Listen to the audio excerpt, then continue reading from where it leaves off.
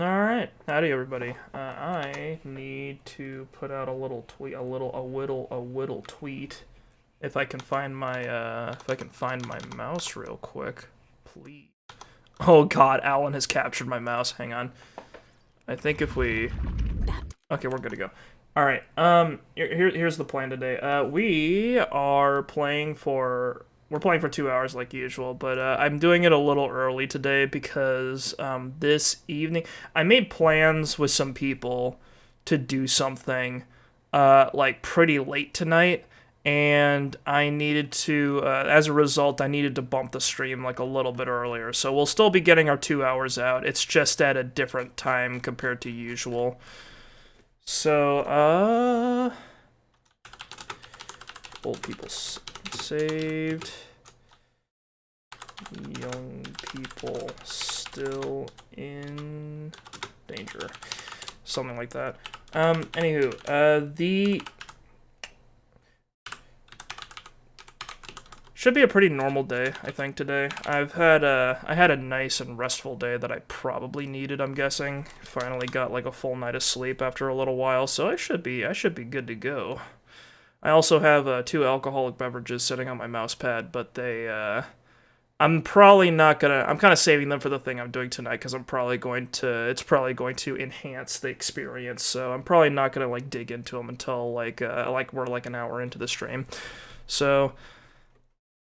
don't expect anything too drunken or stupid to happen, but I will be relaxing a little bit, or at least attempting to, in my own way.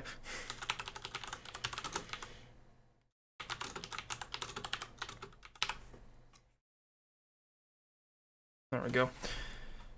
Sorry, I'm noticing something about myself compared to other streamers. So other streamers, like, can kind of multitask a little bit. Like, some of them are really good at talking while they're, like, fighting in a game or something. I try to do that, but I'm actually not good at it. Did it? But, yeah, there's, like, yeah, I just kind of noticed, like, watching some of my streams back, that whenever I'm in a fight, I just kind of, like, I like, tense my jaw, which the program I'm using here interprets as me moving my mouth, I think. So usually whenever I watch my streams back over, I just see, like some shooting happening on the screen while I'm, like, just the whole time. So if you're ever wondering what that's about, that's why. It's because I tense up whenever I'm in the middle of something. Even if I've done it 100 times, I still do that just because I need to focus, especially with a shooter. Anywho, last we left off, we were at this very nice little stream and at this lovely little retirement home, and we had to deal with a small spat between a couple of geriatrics. That being Tor and Cynthia Weaver. Cynthia Weaver fell to despair, apparently, in the time between Alan Wake 1 and 2, and became sort of like a vessel for the darkness, rather than being the lamp lady that maintained all those light bulbs in the bright place. And Tor kind of fell to her feminine wiles and was seduced to the overlap, and we had to save him. After it was a little bit of a clumsy boss fight, but we managed to get through it, and we managed to yoink Grandpa out from the lurch. So right now we need to talk to him to get some answers, and I think that should be it for this chunk of Saga's story, and then we'll probably hop over to Alan, because it's been a while since we had like a full part with Alan, and I think we need to probably get some progress done with him, because Saga currently has a whole bevy of firearms, and Alan still only has his revolver, which is telling me that we're way farther with Saga than we are with Alan. But that just might be a difference between their gameplay styles. We need to talk. Damn right. Lots for me to explain. Oh, I bet. But not here. The night's got ears. We can have our talk in your head. You have oh god, that's freaky. There, right? How do you know about that? Are you moving into my mind place? Are you gonna pay rent? What don't I know? Oh, great. You know about my mind place? How is that possible? We all have the power. Oh, this is supernatural. Find the truth. Damn damn right I do. Odin already told you you're a seer. You can gaze into their heads, see the truth. See past the lies. Past this bullshit horror story. Us Andersons aren't bound by it. You can fight it. Don't be the story. Make the story. It's true. I am a seer. I have a power. She's beginning My to mind place believe. is more than I thought it was. This isn't my intuition. I'm seeing their thoughts. Is this why I know the truth about Logan? While everyone else forgot? On one hand, that's kind of neat. Like, I like that she's got some supernatural ability, because it's established that the setting that Alan Wake and Control take place in is, America, but a little spicier. A little more SCP than you'd probably expect. But on the other hand, it was kind of, I don't know. I thought when the mind place was like the interpretation of her thoughts. I thought that was a really cool way to illustrate it. You know what I mean? Because like I'm not sure if you guys have ever played Disco Elysium, but that game has a really cool way of representing how people understand and incorporate concepts into their worldview. Because it has like it has a thought cabinet, and you'll have moments where you will either have like a dialogue option that triggers some kind of thought in your head, or you'll make multiple choices that'll kind of suggest your personality is in a certain way, and then your mind will kind of like kick in and then just be like, hey, you've been telling a lot of people that the world's gonna end in like 2 minutes.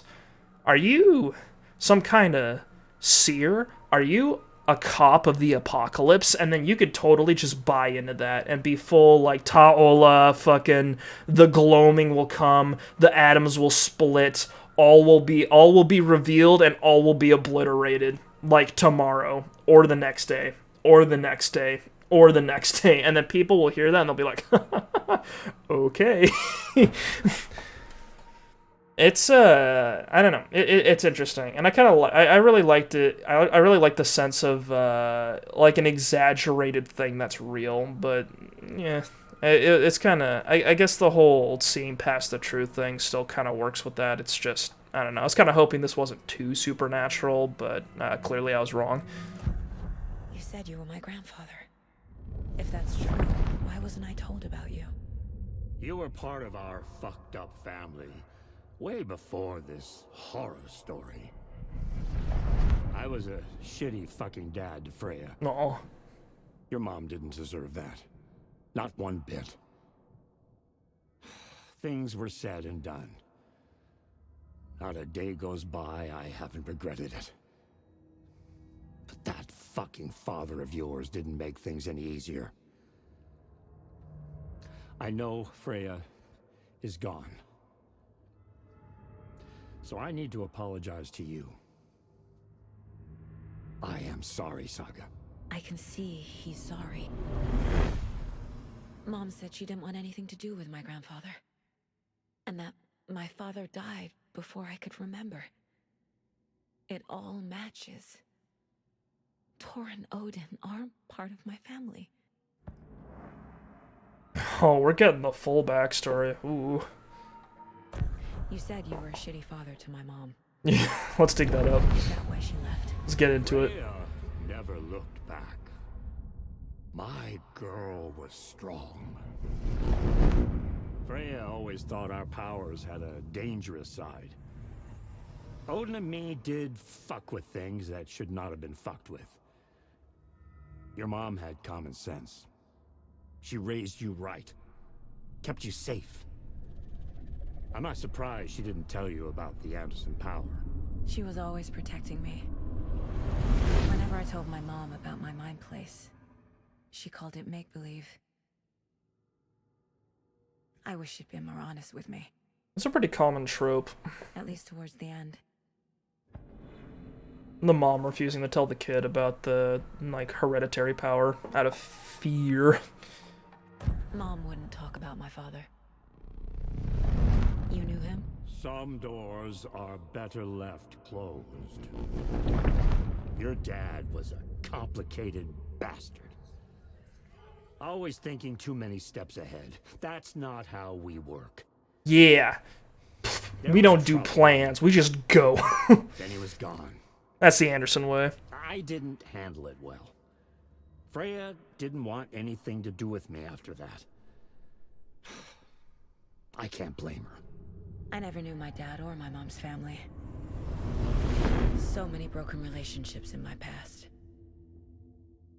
I won't lose mine. With Logan. With David. I won't stop until they're safe. Yeah, I'd rather the kid not be hazarded by the story. I don't know. It's like, what is it? There's a.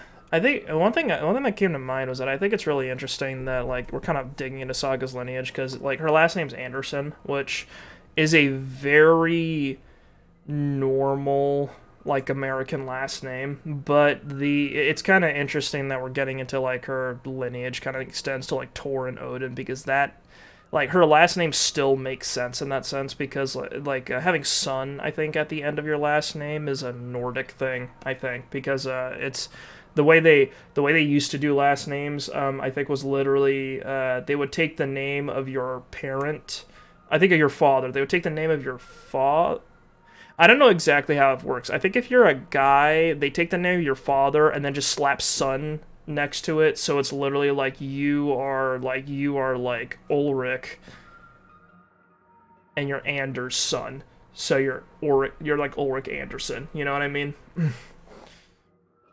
So it kind of like her name it's kind of interesting cuz it's kind of like the sort of like Nordic origin was like sleeping in her name. I think that's cool. I have the clicker. Can I use it to save my daughter? An amp. An Get your amp. guitar roaring and your drums crashing. Blow reality's eardrum. Hell yeah.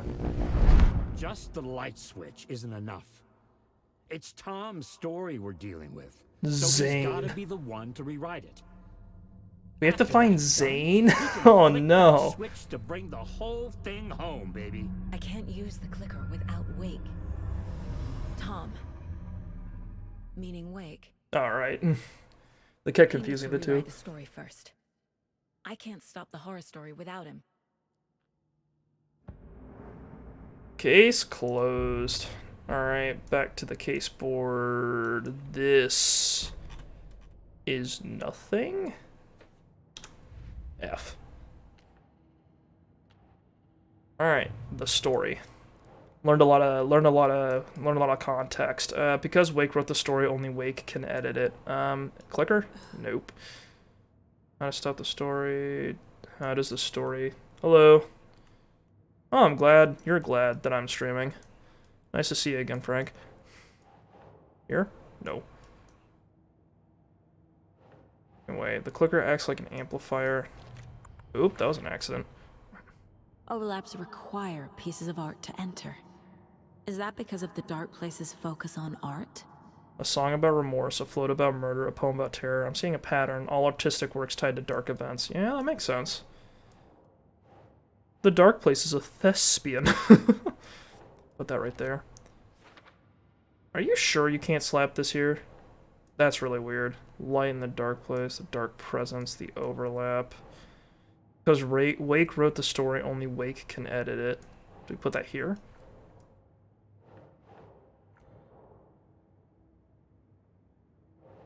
Where the fuck does this fit in? Here. No.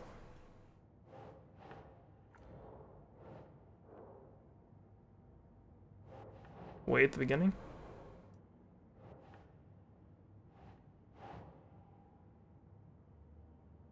Here? There we go. How to stop the story, that's what it is. Wake needs to be the one to rewrite the ending. Only Wake can edit the story, And not I'll much need time to keep left. an eye on him. Need clicker to make the fix permanent. Okay. Area around an overlap is always flooded. Right there. Does the overlap cause flooding? Okay, so we still need more information to connect the. We still need more information to connect the overlap to water, I guess. I think Saga's learned a lot, but she hasn't figured out the link that makes it so that it's the lake. It's Cauldron Lake specifically that like houses the dark presence and like enables this whole bullshit to happen. Cult initiation letter signed by Ilmo and Yako, right there. Yako and Ilmo were running the cult. All right there.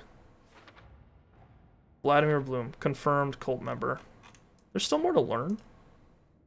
Read a manuscript. Find evidence. Okay. Some of these I've definitely missed, I think. Our family's not bound by Wake's story. The Andersons can see through the horror story. Here? No. My Life and Watery. Here, maybe? No. Connection to Tor and Odin? No, that makes sense. This would explain why the memories haven't changed like everyone else. Mom moved away. There we go. Why did Mom leave? Here we go. Tor and my father had problems. There was trouble. Freya took me away after that. I really like this. This helps you keep track of everything. Mom thought Tor's power was dangerous, didn't want me around it. And Anger's remorse mentions the man I drove away. The way Tor behaved? Tor, not a good I'm surprised my mom dad. hung around for as long as she did. Reckless, pushing my father away was last straw But he for is Mom. genuinely sorry. He's sorry, but he still really did not like Dad, apparently.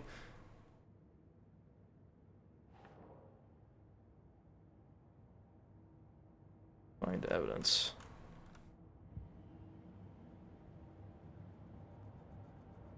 Alright, is that everything? We've still got more cases to run through. Anderson brothers.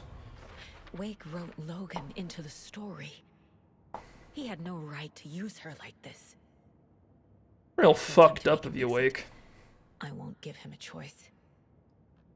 I rescued Tor Anderson, my grandfather, from the Dark Presence. Wake fucking wrote Logan into this story. She's in danger because of him, within Scratch's reach. I need Wake to write an ending that will save her. Hell yeah. Determination. Alright. Case closed. I need to get the clicker to Wake and close this damn case. Before my family gets dragged any further into it. I need to get the clicker to Wake, but I still have questions. Those old guys, Tor and Odin, seem friendly with the cult. How are they connected to all this? Alright, we never really finished that, but it doesn't really matter. Alright, we're good. Thanks for telling me this, Tor. I need to go find Wake.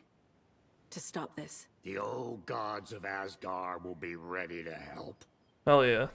Me and my bro will bring the rock when you need it. Remember, your daughter is alive. Hell Just yeah. kept from you by this bullshit horror story. I needed to hear that. Thanks, Grandpa. Thanks, Grandpa. Alright, Don't worry about me, kiddo. I'll drag my sorry ass over to Odin.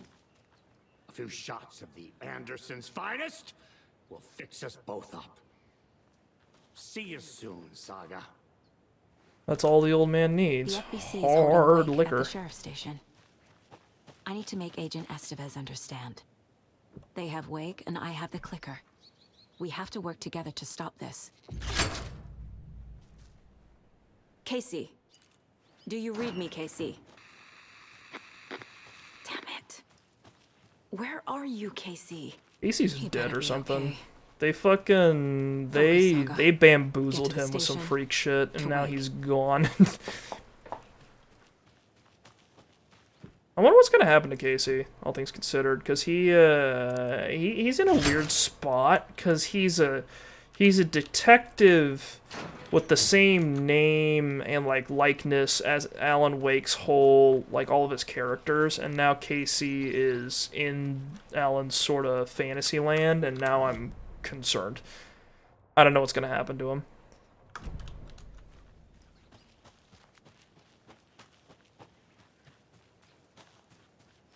Alright, well, looks like we're done with this area. We could probably... One thing I might do in my free time is, like, go back over some spots that we missed and then do some snooping. Because I feel like we've got bolt cutters now, which is a big... it really opens up some of the older areas that we used to be in, so that might be useful.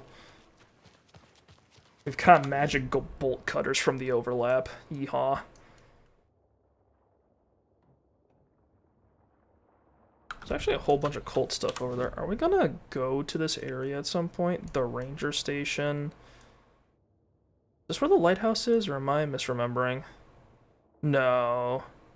Oh my god, look at the little deer in the corner. That's fucking funny. Elderwood Palace Lodge, Clay's Clam House, Weekend Seafood Buffet, the Oh Dear Diner, and Dren Tools and Hardware. This is not that far from Bright Falls, wow. Robux Colt Stash. Alright, let's go snag that Colt Stash.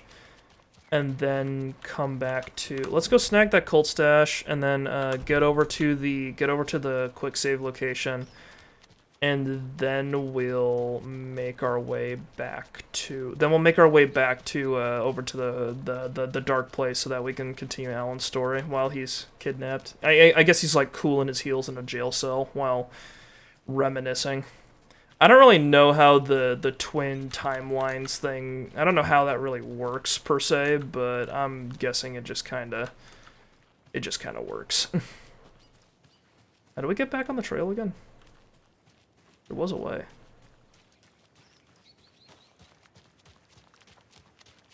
Because Alan's not dreaming. He was physically, like, literally in the dark place.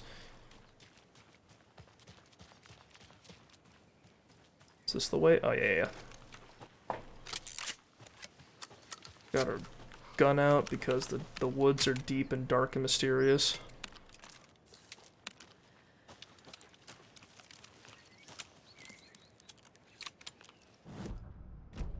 So I need to heal, actually. Don't have a lot of healing. Once we get to that shoebox... Assuming we don't run into any more fucking wolves. Once we get back into the shoebox, we can probably get over to the, we can probably grab that med kit and then use that to heal, just because I've got too many in my inventory. Over on the, the main road curls up. We've got the safe spot to the right, which might give me a little healing, and then we've got the stash over to the left. Does this heal? Don't forget to use the janitor's book. I know.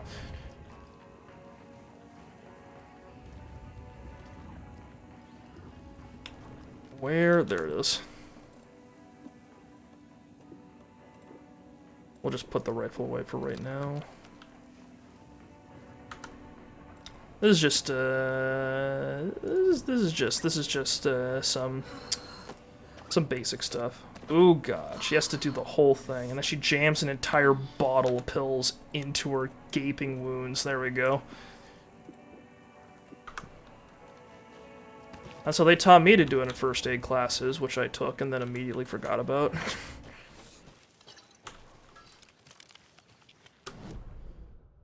The only thing I learned is that mouth-to-mouth isn't sanctioned anymore.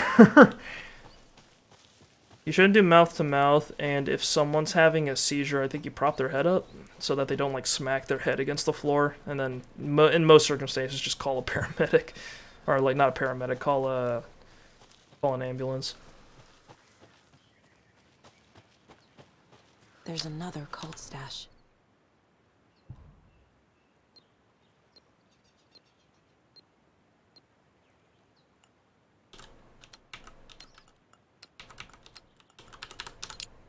There we go. The cult of the tree sees everything. Very cool. It's another med kit. Oh boy, here I go managing my inventory again. That was a lot of bullets in that fucking box. I got like 10 rifle ammo out of that. That's kind of insane. Guess we'll use some of it.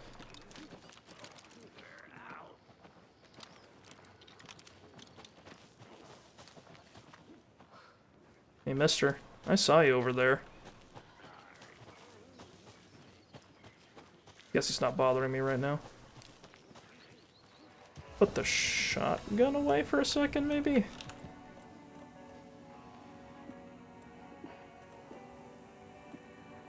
Move that over. We simply have too much stuff. Did this cup save me from death? I don't think it did. I don't think we're going to be using that one very much anymore.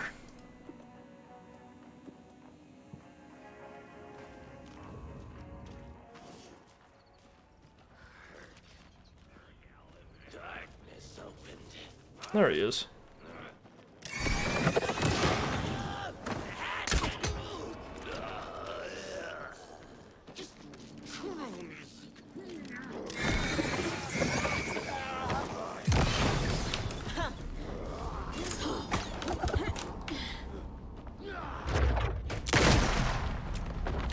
There he goes.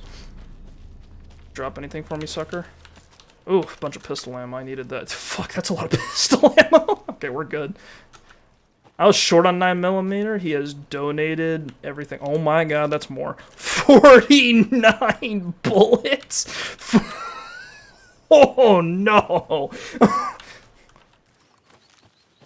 The Glock is fed on this day.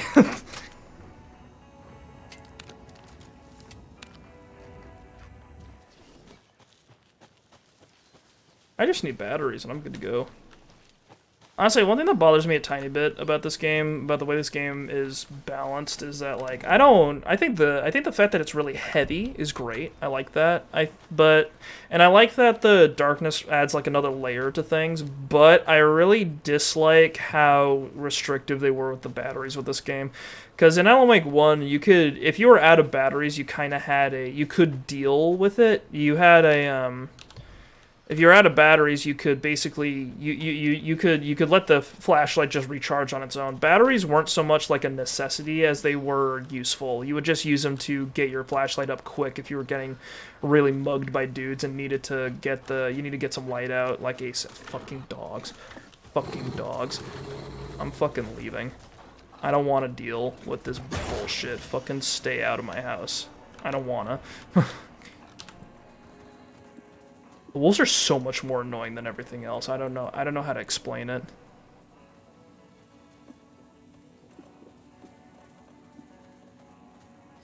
Okay, 3. There we go. Shotgun. Put that there. I guess we'll put the one flare here in case we find another one. That dog is still out there. Alright, whatever. We are swapping over to Alan.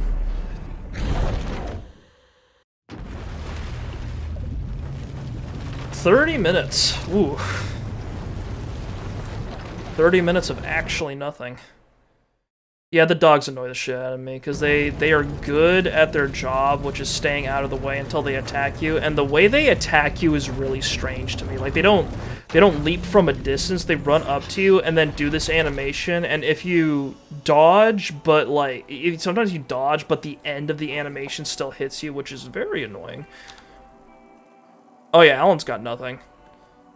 Alan's got, like, patently nothing. Okay. Is this... wait. Wow, he straight up has less inventory space than Saga does. Or maybe it's just not showing me. No, he can have 1, 2, 3, 4, 5. He can have, like, maybe 5 rows. Saga can have 6, can't she? Interesting. Yeah, the way everything is set up right now kind of works. I'm gonna need more batteries. Alan's... one thing I kind of dread about Alan's section is that, okay, A, it loads way slower than Saga's for some reason, so I have to, like, stop and go. But B, he has, like... he's got a very frustrating set of enemies to deal with. I don't like his enemies, because they aren't very fun. They have a tendency, instead of doing what they're supposed to do and like being very obvious when their enemies are not, instead there's a bunch of little shadows that walk around and only some of the enemies fight you. Place was putting on, but I had no control over it. I knew how utterly lost I was. But yeah, sometimes the enemies have a lot of decoys that fake you out, and they don't disappear unless you flash the light on them, and it's kind of hard to tell which one's real and which one's not, and the ones that are fighting you fucking teleport, which I think is cheap as hell, especially in a game where your dodge is this.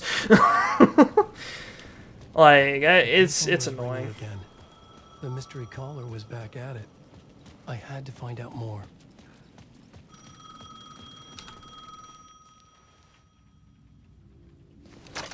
What's up? It's me, the big man. Do you know who I am? How the fuck could I? Whoa! There's that famous temper. Lucky thing I'm not a paparazzi. You keep jerking me around, refusing to tell me who you are. You remember? You... Oh, fuck me. Alan, listen. Tell me, how much do you remember? Did you visit Parliament I Tower? used to have a really pretty wife, and I want her back. Yeah. That's what I remember. Alice is in danger. Scratch is Yep. reaching out to her, and there's another manuscript. Not initiation, return. I saw the title page.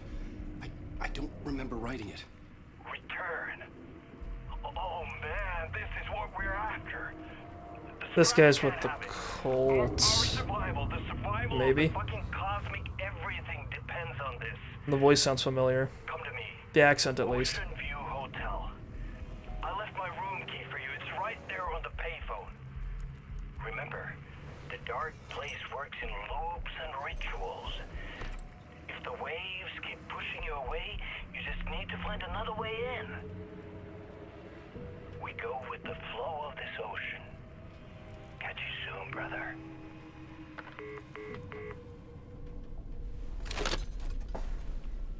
What does that say down there? Murderer The stalks Ocean View shadows, Hotel. dark A days ahead. suspicious invitation to a shady meeting. Right on the Interesting. money for the hard-boiled genre the whole city was built upon. Wait, does putting your flashlight away let it recharge? That might be interesting. Ocean View Motel.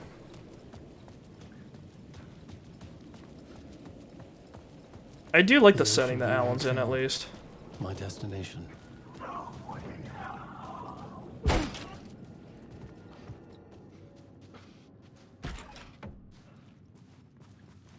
And there was an enemy over there, and I decided to not fuck with it. Alan's section is more about puzzles than it is about fighting, I think. A loop that delivered me back to the street. What did the mystery caller That's not say? good. If the waves keep pushing you away, you just need to find another way in.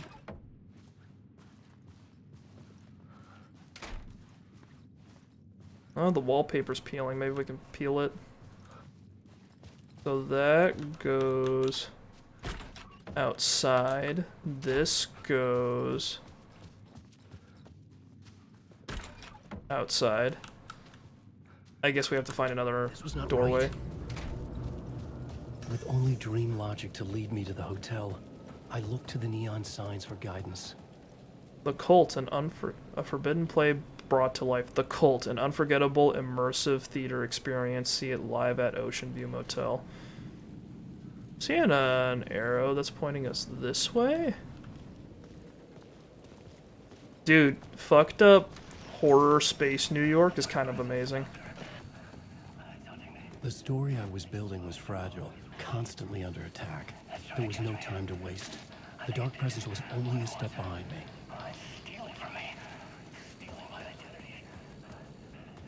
Actually, I'm kind of glad to be here. It's gonna get annoying real fast, but I'm glad we're here. I do think the Metro got really old after a while, mainly because I was spending. It was partially my fault. I was spending way too much time on some of the stuff in there, but it was getting annoying close to the end. I'm kind of hoping we don't have another feeling like that. Here, peeks down that way. I did really like the musical though. That was a lot of fun. Mr. Scratch is that way, I'm guessing. I don't like that, so maybe not. Do we have a map for this area? We do. Bunch of question marks. Light shift inactive. Point of interest. Battery pack. Interesting.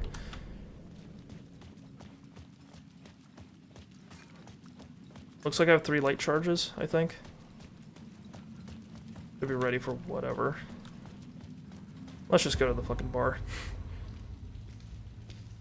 Here comes the man, straight from the sewer gas. You're the killer. Aren't you supposed to be dead? Your eyes. No! It's in my eyes. That's some stellar police work. There's no time to lose! You're going nowhere.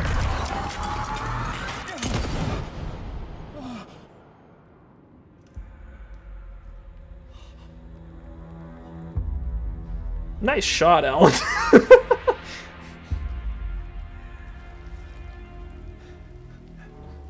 Turns out I also had a gun.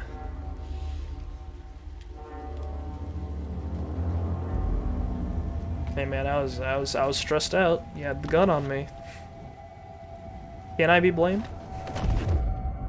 I was dead tired. Ooh. I just wanted it to be over.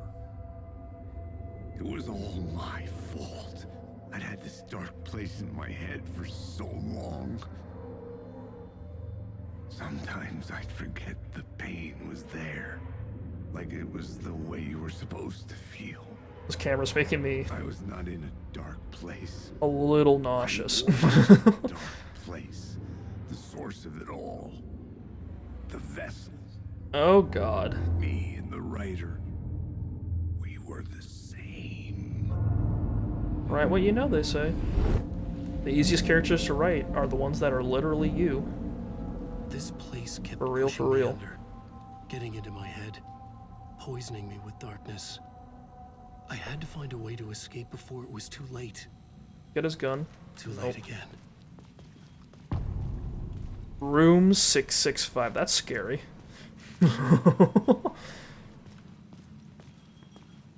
I heard 665 is the real number of the beast.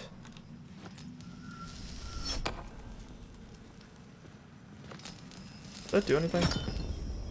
Oh, interesting. Okay, so if you... that closes that area, this opens it. Got it.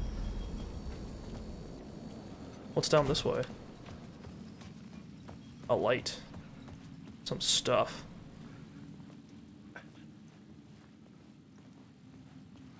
There are words here? Yeah. Word of fix. Does this door work?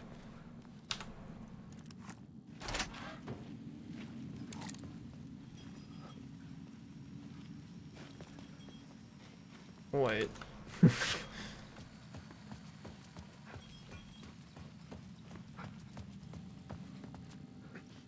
It goes back, left, left. No, that's not correct. Okay, that's, I don't like that. I don't like that at all. We did get a word of fix, though, which I'm down for. Alright, words of fix. Still waiting for my next word of gun, boys. Max amount of health, and restores 50% of max health when a new word of power is discovered. I want higher max health, that's what I want. I could use, if I can get Saga's level of health, that would be very nice, because Alan's a little bit of a, he doesn't have the love of a child to guide him, so he's a little squishy. This is confusing the shit out of me. There's Mirror Peak, how do we get there? Oh, well, down's not an option.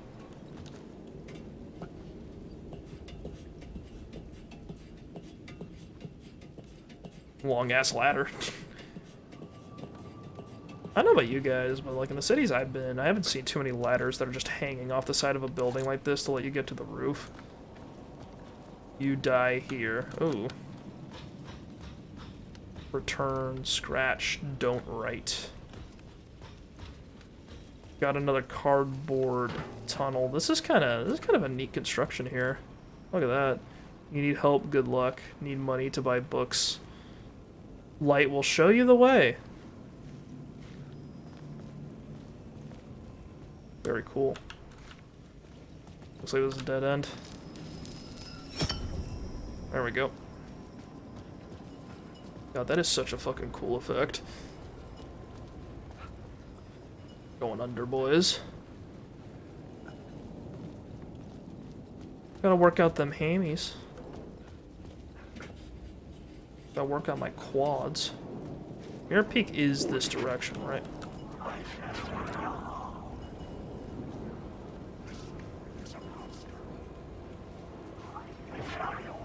That guy's not solid. Okay.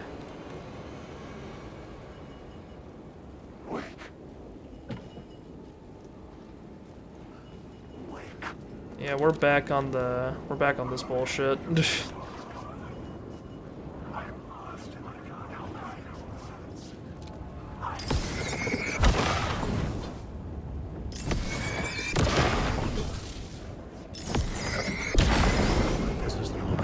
that let it heal? No.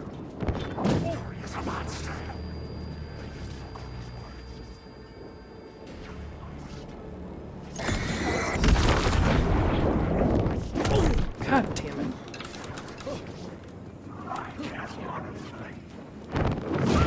God, dude, the teleporting fucks me up. I can't, like, because they don't run at you, they don't move, they just teleport next to you and hit you. That's fucking annoying.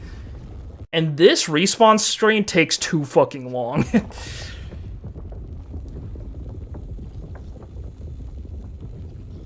God, not a fan.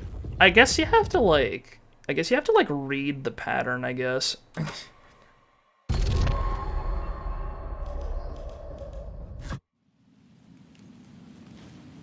Oh god, back here? Jesus.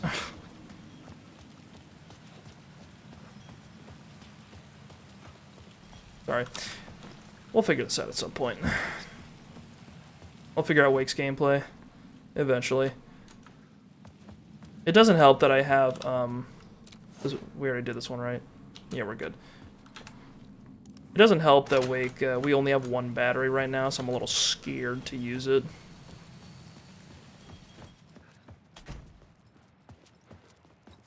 Honestly, do I have a flare? No, I don't. I have a flare gun, but I only have one shot. I have to go all the way back here. That's annoying.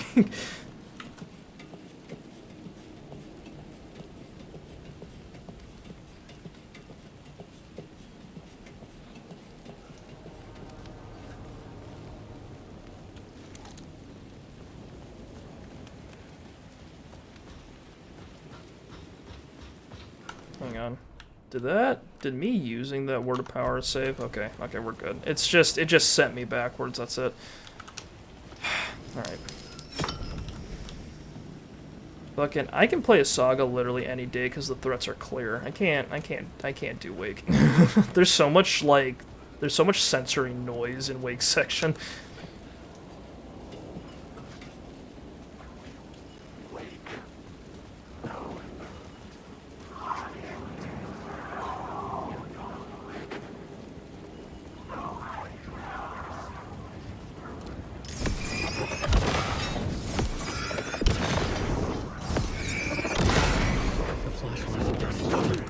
See that shit?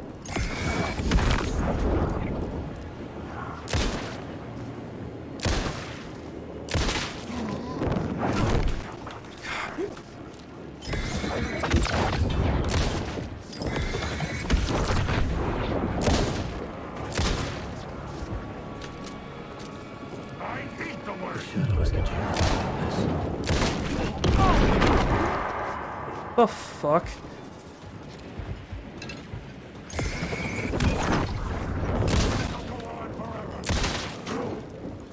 Got it. You can't take the words. Come on, drown here. Get out of here. This isn't your story. If you're stuck in this, know it.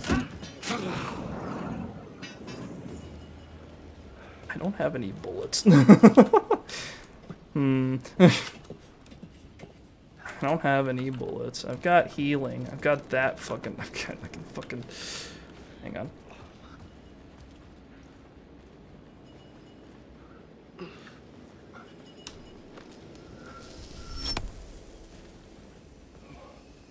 How much does this heal?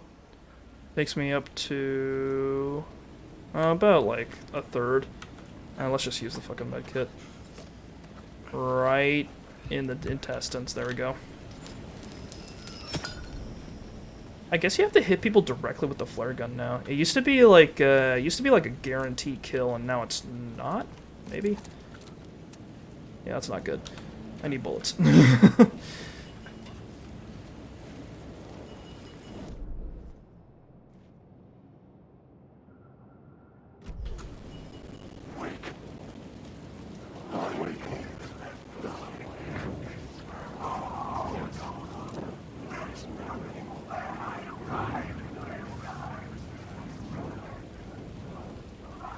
Oh my god, please. Okay, bullets, batteries, fucking Jesus. 10 rounds, which is something.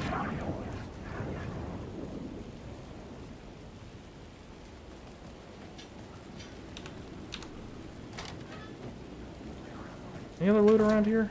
There's a box over there. Jesus. They just hide them in corners. Any flare gun ammo? Nope. 4 bullets.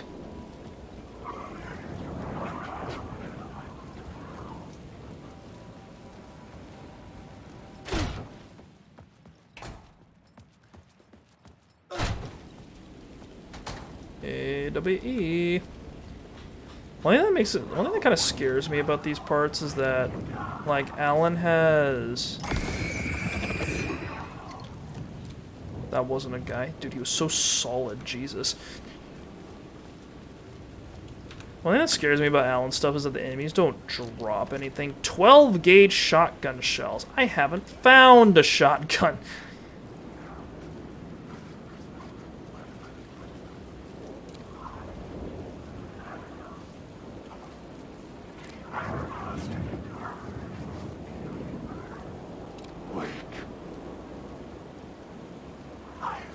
Okay.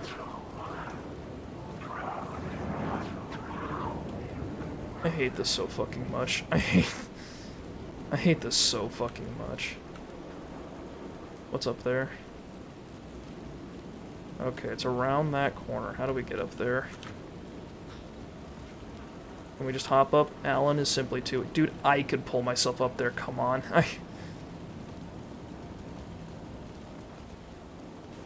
Oh, there we go. Words of aid. ER, effectiveness trauma pads, pretty useful. Hand flares, area of effect by 13% duration, pretty cool. Effect duration, apparent painkillers. This is a hard one. Healing maybe? I don't know. I haven't had a problem with hand flares. It was mainly just healing. That's been, like, the only issue I had with any of those. It could not be opened on this side. Quick save, please God. Alright. Not much to be done here. Where the hell do you... I hope I didn't miss the shotgun or something, because I am getting ammo for it. Is it like... You miss a gun in this game, can you even get it later? Okay, I can't fucking tab in this game. Holy shit. Holy shit. Okay. Alan Wake 2 does this thing where if I try to alt tab to like get I try to alt tab to get access to my internet browser, but this game fucking will not let my... Hang on. There we go.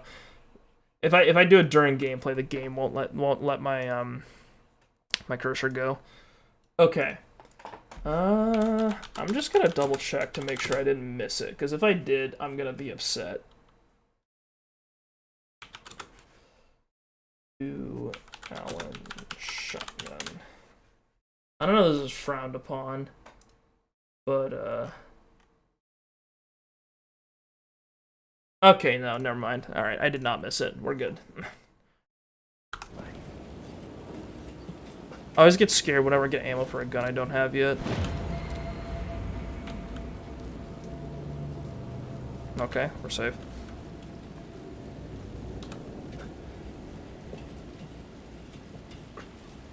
We're safe, but he's somewhere out here.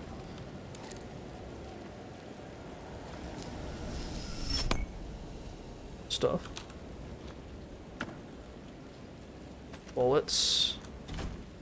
I like the implication that somehow this revolver shoots 9mm just harder than a Glock does. I know that's like a dumb little, like little brain worm I have, but the, not interested in giving me stuff anymore, huh? I see how it is. But the handgun ammo icon in this game is the exact same as it is in Saga's part, which implies that the revolver and the Glock shoot the same bullets, which is kind of funny. Not sure if you guys find it funny, but I find it funny. Where the hell am I? Am I even going in the right direction? I'm not... Have I been here before?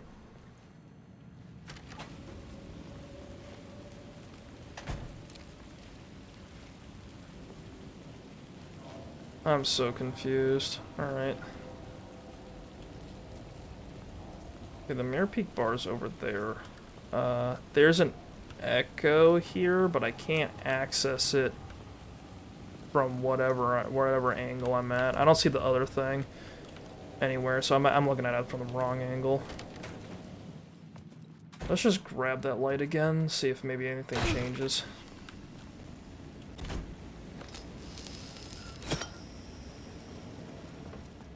Did that change anything? The lights affected where the door led to. Oh, interesting.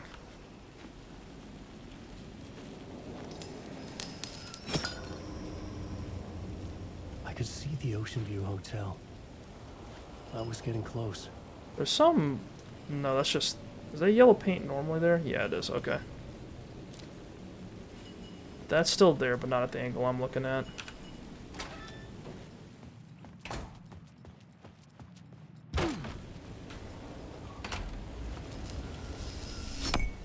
Go to the other place. There we go. That's cool. The primary color on the graffiti changes depending on which version of the staircase you're going down. That's very interesting.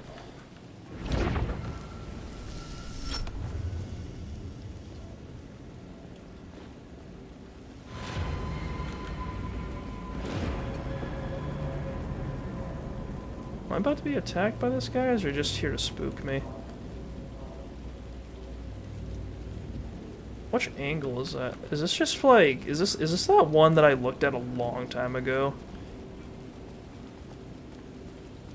Hang on, what the hell's going on here? Oh. Word of a lamp. Raise a lamp.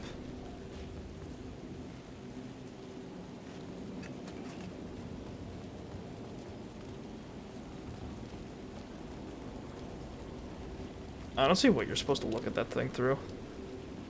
Maybe it'll come up later.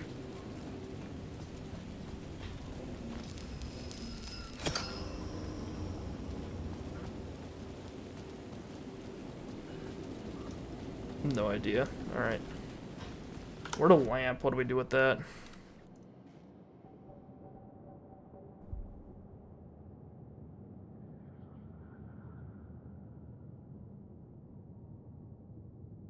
That's really good. We'll do that. Healing's nice.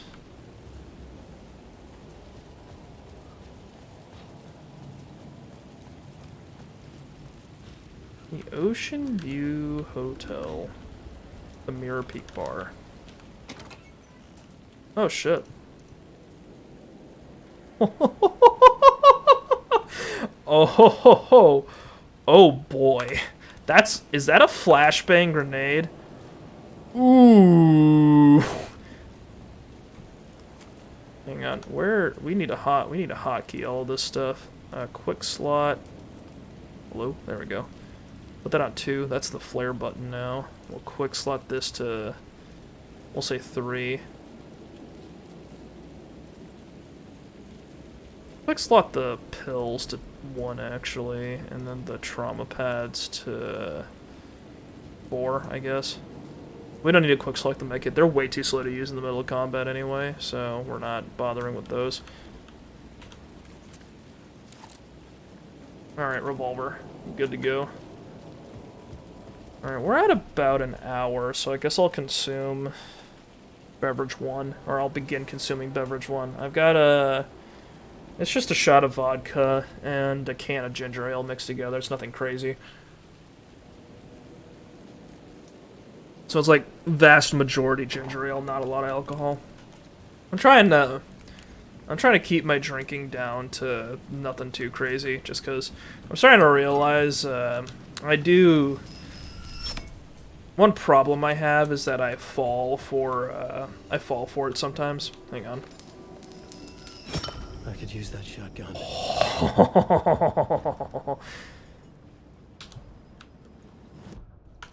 Inventory's full. Oh, I can't just move stuff around for that. I'm not missing any health. Is there a shoebox nearby? Not, like, close. Manhattan, Lake on the Rocks, shotgun, $19. An Ocean View cocktail, old-fashioned gin twist.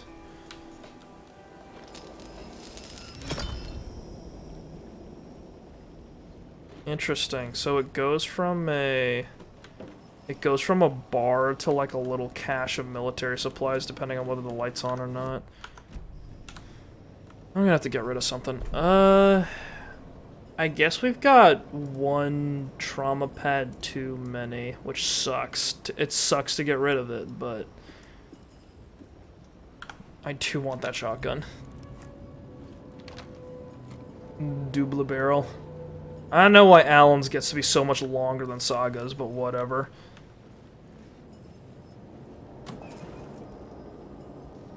Shotgun, another fucking medkit, alright. Cool. Well, we're armed. That's nice. I don't relish the fact that I have to fight another teleporting.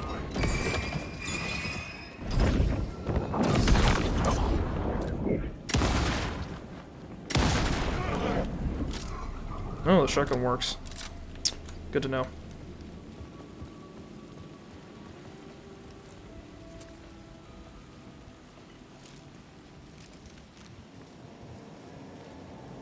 I don't think we're quite bad enough to warrant.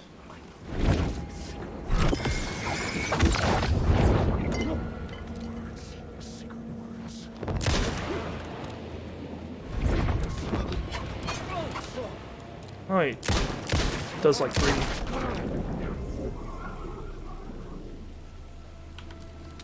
Any more want to try me, or doesn't look like it? Hang on, I forgot to quick slot the shotgun, Caught my eye. which will be my undoing in a moment. Quick slot right there.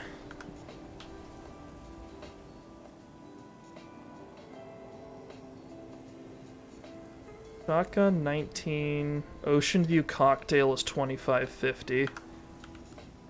Is there something we can input that number into? 25.50. 25.50.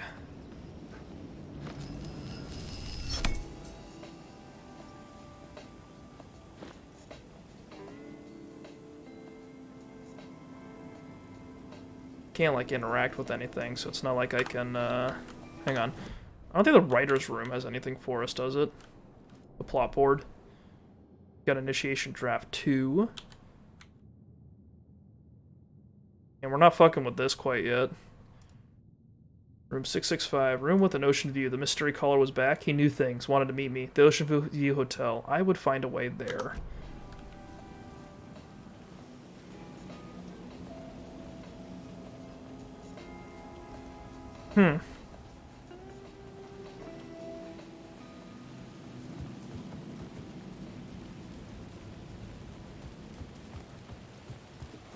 Try our new Ocean View con. Okay, I have a number, 2550. I don't know what to do with it.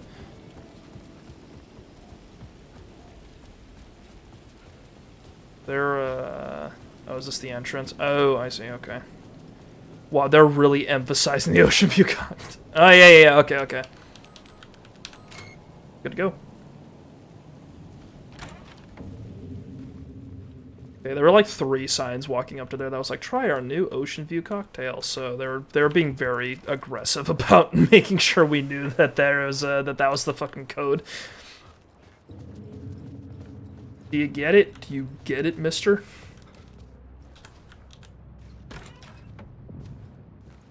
I'm gonna be honest, I'm not huge on games that take place in nightmare dimensions. I see a lot of them, and a lot of them are like these indie horror games that usually take place in some fucked up place, and I feel like nightmare dimensions are overplayed unless you do a really good job with them. Because, like, it's really easy just to make a place that's really dark and has a lot of woods and just say, hey, there's monsters here, and then it just kind of feels like a bad spot with monsters in it, but this game's trying to do things to, like, fuck with your perception. And also, the rules work both ways. Like, it's a nightmare dimension, but, like, you can use its rules to help, like, protect yourself. It's not just there to hurt you permanently. Okay, that's progress over there. What's over here? Nothing? Nothing. Okay. This doesn't look right. This doesn't feel correct. The room was empty except for the projector. More games. Was the film a message waiting to be played?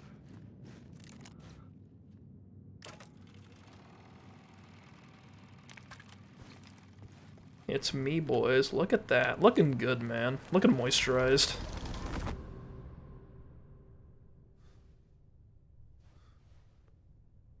This actor's got a really good bewildered face.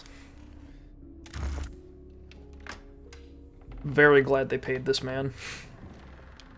Ooh, I like the colors. Yellow hallway, blue room. It works.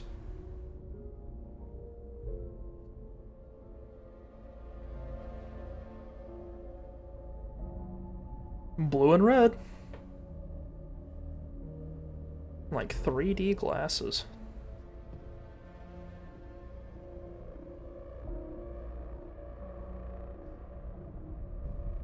That's not how you use the bed, sir. You're not gonna get any good rest in that position. Also, maybe a shirt wouldn't go amiss. Oh, there he goes. He got dressed. What's up, buddy? It's Zane! There's a window in the floor and a door in the ceiling. There's no knowing. Am I standing still? Or running? Or kneeling?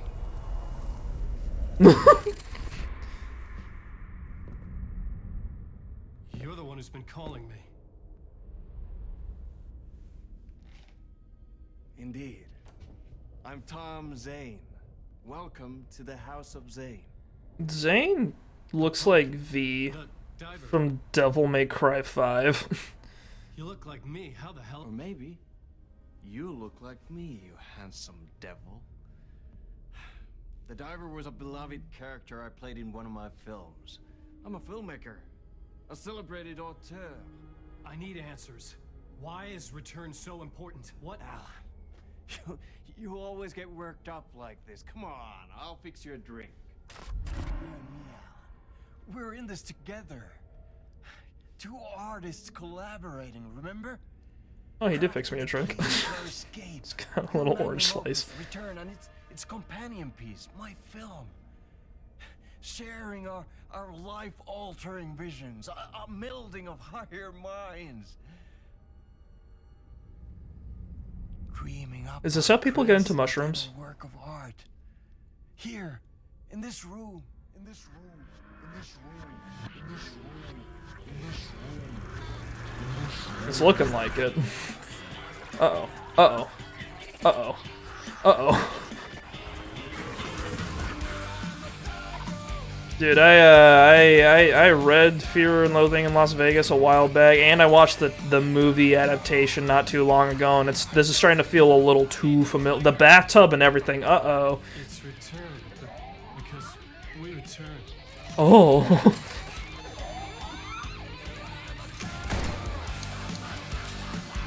Yeah, the camera's like a gun because you point and shoot it. and you determine people's fate depending on how you point and shoot. Yo.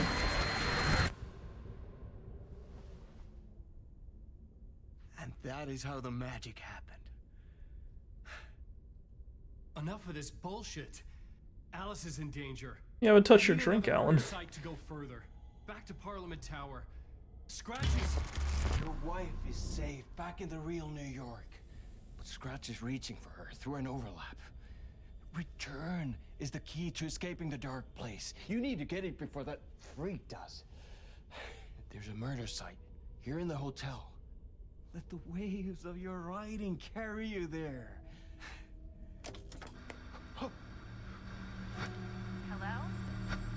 Jesse faded. They're on to us. It's the feds. If anyone asks, you were never here. They're gonna get into my nightmare dimension so that they can make me pay taxes. Get out of here, Alan.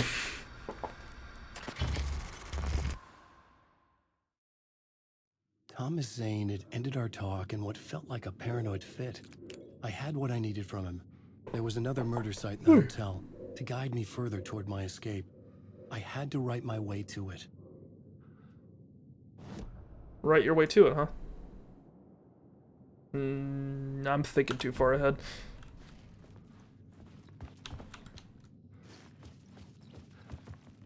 Oh, that's what the balcony's for. Okay. Whispers from the police radio kept me awake at night. The word through the ether. A murder in the backdrop of a play featuring a murder cult. Huh. How meta can you get? He said, looking knowingly Meta. at the camera. I could sense the cult of the word in this, and their leader, Mr. Scratch. Rumored to be Alan Wake, the writer who'd gone missing years before. The hotel was a perfect setting for a Casey Oh, story. that's cool. I was on the right path. I mean, Murders in Hotels is a classic. I would start at the entrance lobby. Hotels, trains, somewhere where someone's stuck in like an enclosed space and it doesn't have a lot of reason to go out.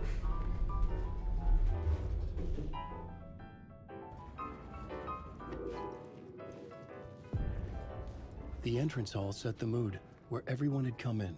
The victim, the murderer, the detective. An idea, clear as a vision, waited for me here.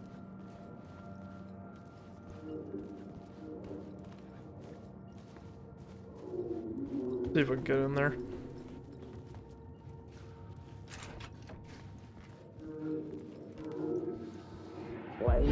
So, you were the director of this play?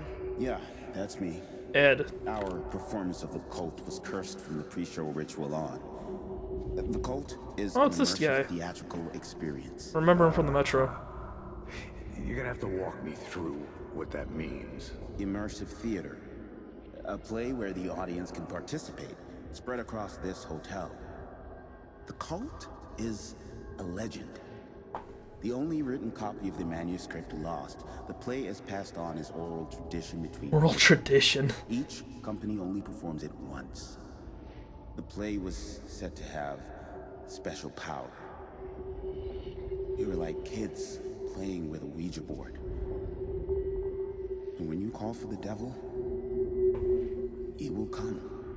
The pre-show ritual. That's it. Set it up. Start from the beginning. Theater kids are great, but they are the kind of people I would expect to legitimately think that they're performing some ritual by doing a play. It's great that people out there have that kind of personality and like the will to make it happen. I changed the story. But it is a type of And with person. that, the dark place changed. Okay, the cult. All the posters are set up. Got a bunch of boxes because they're getting ready. A lot of set stuff. A lot of costume stuff. Mannequins. The cult. The cult. Is this a safe room? Hell yeah. Do a manual save this time. Ooh, what's the icon for this one look like? Hold it. That's pretty good.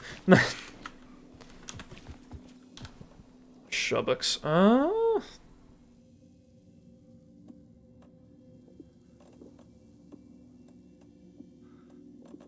We can hold a med kit. I think we're okay on that end. Yo, a dartboard.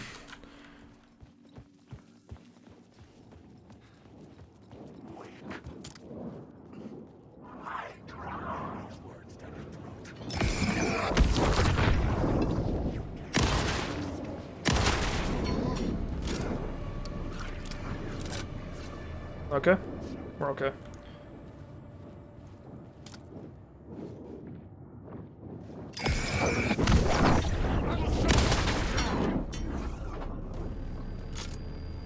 The shotgun's good. The shotgun's making me feel a lot better. It's got some weight to it. Some Allen weight.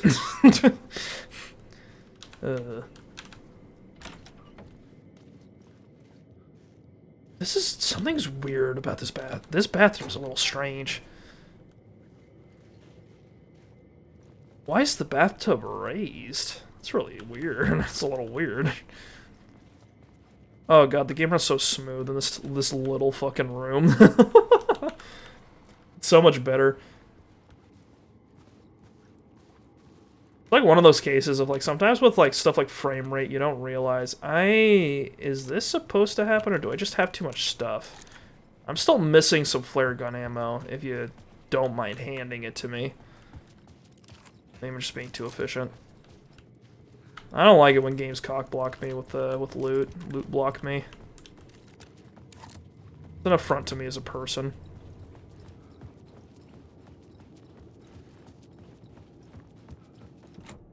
I couldn't get in. I was missing something. Yeah, you're telling me. It's an interesting icon. Is that like a door? How about this one? Nope.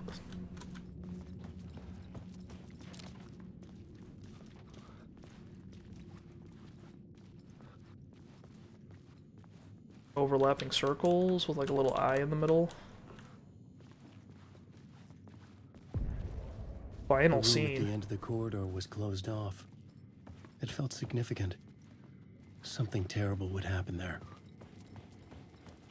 Like there's do not disturb signs on the rooms you can't get into. Oh, and this is a big loop. Got it. Okay.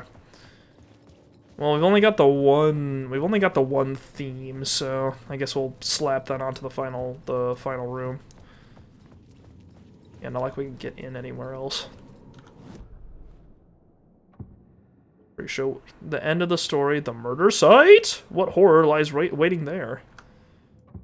What does this one say? Nothing. In preparation of the horror show. The troupe were busy building their own Wicker Man, where they themselves would be sacrificed. What? The prop room had been changed from room 104 to room 225. Oh, these props are room 225 for later use in the ballroom play.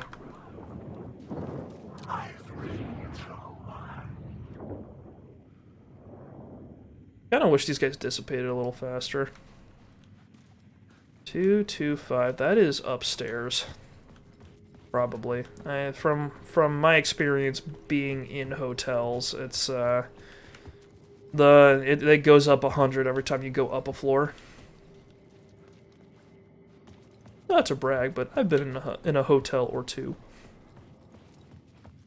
Kind of a big deal.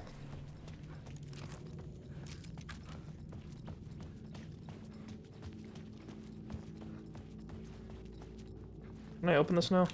104. It's quite red in here. More stores. These guys had a lot of stuff. I guess it takes a lot to set up a play.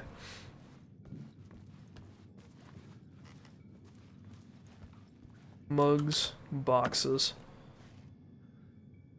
That's so sad, you know? It's not very good. This bathroom's split between two rooms. That's fucking psychopathic. That's not that. I don't like that.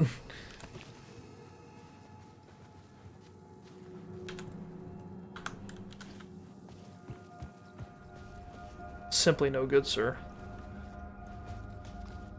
There's a copyright symbol on this door.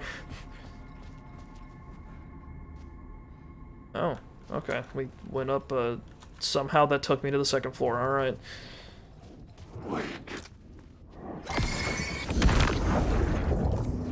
These words on your throat. I did not expect Alan to fucking butt stroke that guy, but that was fucking good. Is that a real man? Yep.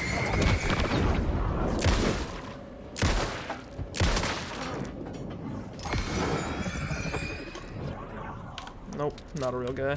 Well, at least I got plenty of batteries this time. God damn it. Nothing personnel to show.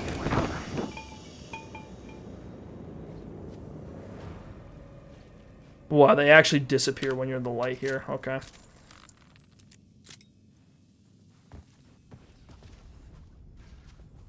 Are they, like, gone?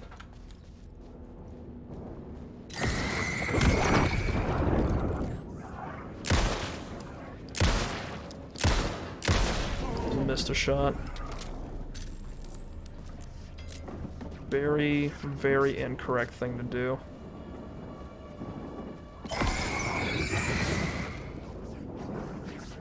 Fucking, why are there so many? Why are there so many? Hang on.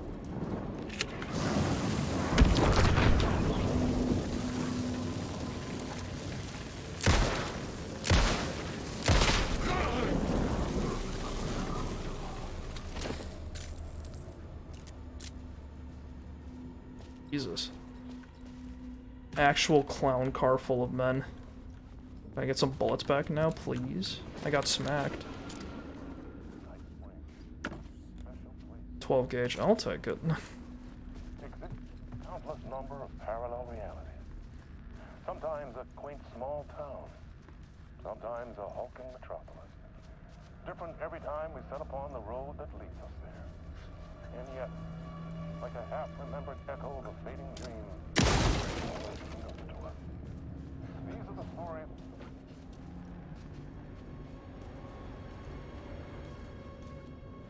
Got any words in here for me, buddy?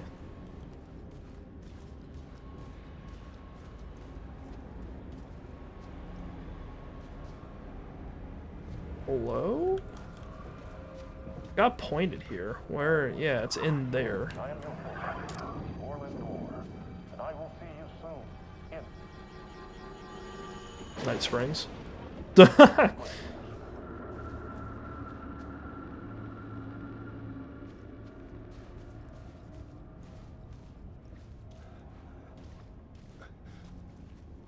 Okay, unlike the last place, this is just a normal... The game's bugging out a little bit on me. This is just a normal bathroom that's only accessible to one person, just like God intended. But I have no way to, I don't know where the fucking words are.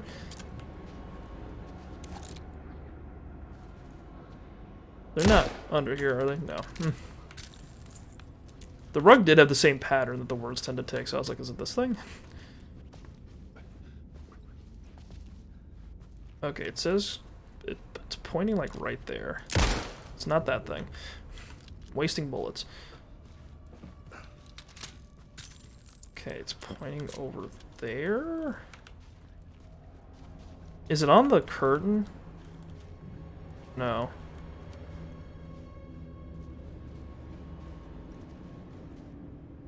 Bro, what the hell? I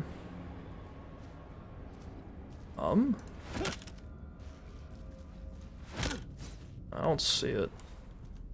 Oh, fuck. What? Oh, okay.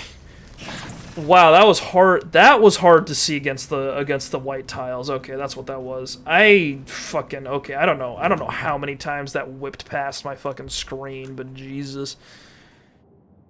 All right.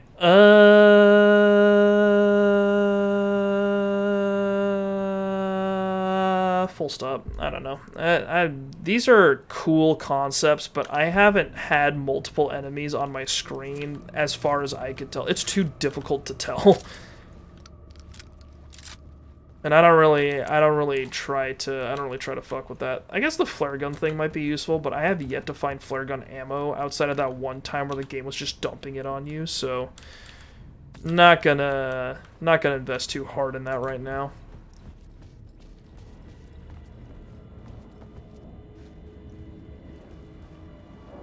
Somewhere in between these two. Down that way, up here.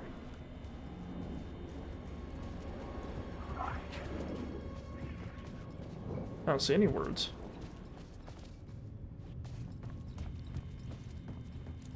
I'm hearing some noise over here. Might be a guy.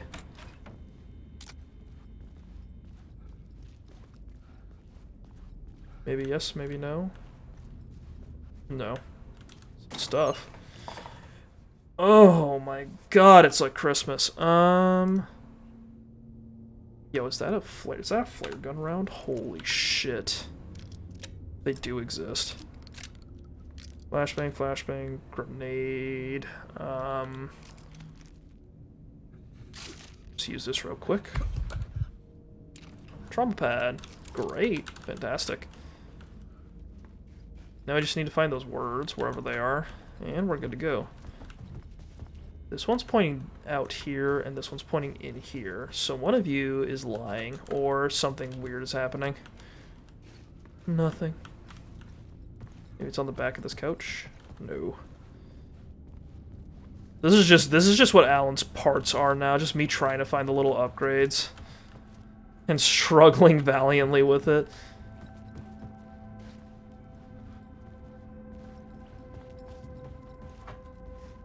Hearing some noise in here.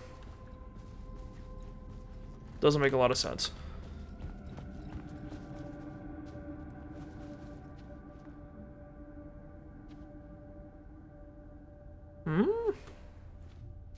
Because the thing that's confusing me about this arrow is that there is another word of thing up over here. So the I don't know. I know this one's pointing in here for one reason. I don't know what this one's pointing towards. But like my interpretation is that there's supposed to be a word of something in between these two, but I'm not seeing it. So I'm a little confused. I don't want to give up on it because these upgrades seem useful, but it's I'm a little stumped at the moment. Doesn't look like it's on any of the surfaces over here either. So it's like somewhere between these two. There's like something, but I don't know what I'm missing.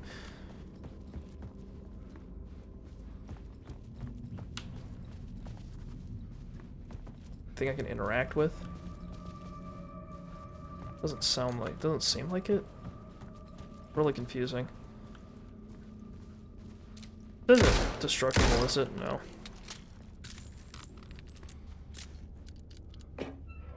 We'll refund on those bullets. Nice. Why is all this plywood here? Jesus. I just hate it whenever games do like destructible wood, but only sometimes. Because like it's really confusing. It's like, is this destructible? No. Is this destructible? No. Is this destructible? No. Not on the back of this door, is it? Nope.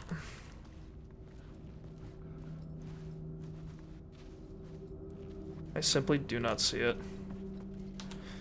Maybe it's not. Maybe, I don't know. Maybe this arrow's just trying to fuck with you. Like, it's just going, oh, go in this way, and then it's like, nope, go out, and then you have to go around. Maybe. Should I double check? I'll double check.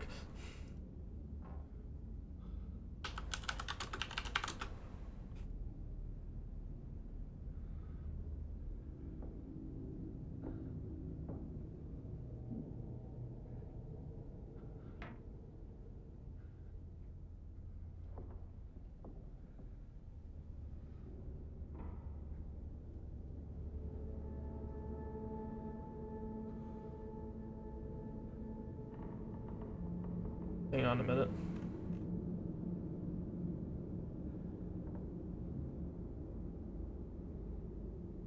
Okay, yeah, I double checked. That's fucked up. There's no word of power in this room.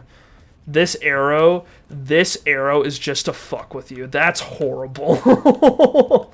That's awful. I was like, they wouldn't put two right next to each other, but they do give them to me really frequently, so I was a little hesitant. I just wasted a bunch of time. Christ alive. Alright, we need to be in 224 actually. We're doing something in there. The props are supposed to be in there. Okay, what are we doing?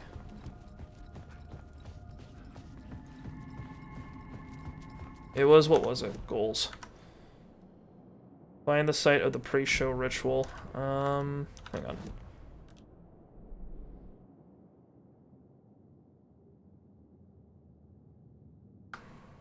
Saga Anderson helps. That's interesting.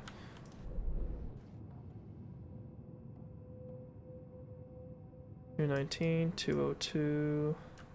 Interesting. Okay.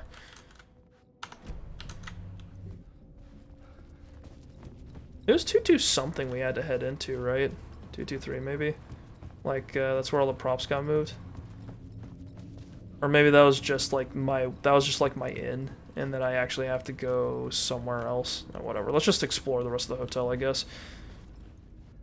Sorry, goldfish memory's really kicking in right now.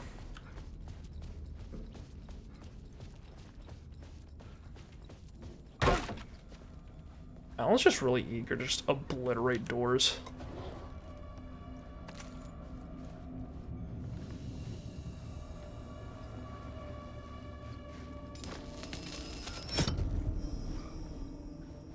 Okay, alright.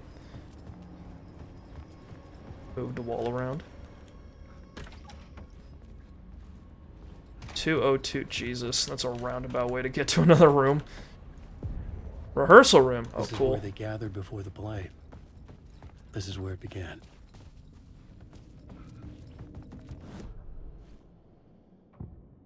Pre-show ritual. Another vision. Another idea.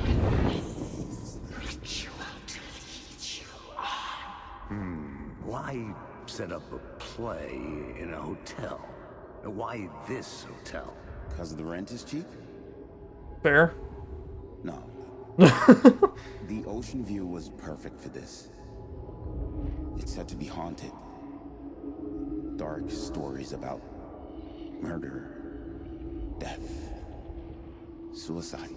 Supposedly, an actual cult once performed an unspeakable ritual to summon something in the ballroom. Did we summon the same thing? Tapped into something horrifying? It seemed like it was part of the play, but it wasn't. Does that sound crazy? You don't want to ask me about crazy, kid. A haunted hotel. New plot element, Yes. haunted. That's a trope for a reason. It's a trope for a reason. Now we work our way back. The real cult was there. They had taken over the play. Ooh. I had to be at the scene to see and understand it. That was the entrance in order hall. to change it.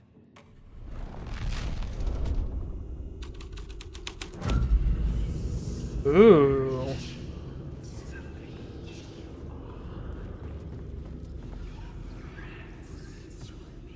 Bolt did not have any goodies for me in the drawer. Probably gonna start just trying to, if I remember past this part, can try and put the flashlight away when we're seeing the little echoes, because it seems to make them easier to see.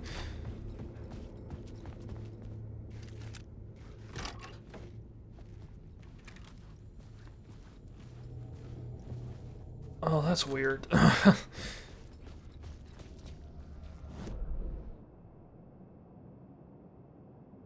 Still have a couple spots we didn't check. 205.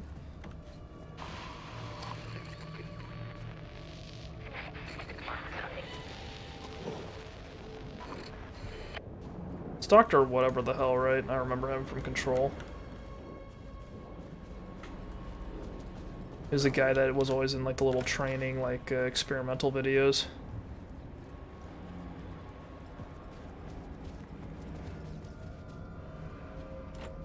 It could not be opened on this side. Okay, 206 is inaccessible from this side at least. 209? Locked? Okay. Ballroom. Open. Alright. Not accessible. 213. Not accessible.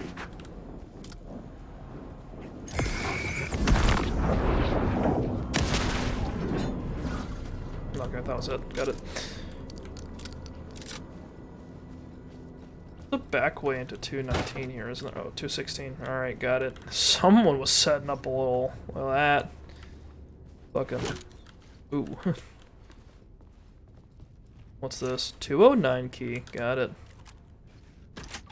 And unlock that. There we go. Any stuff for me? No stuff for Musa. Terrible.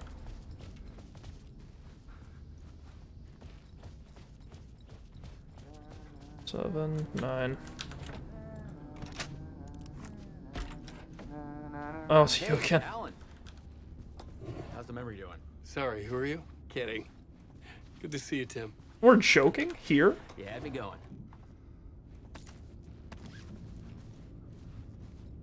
Cozy place you got here.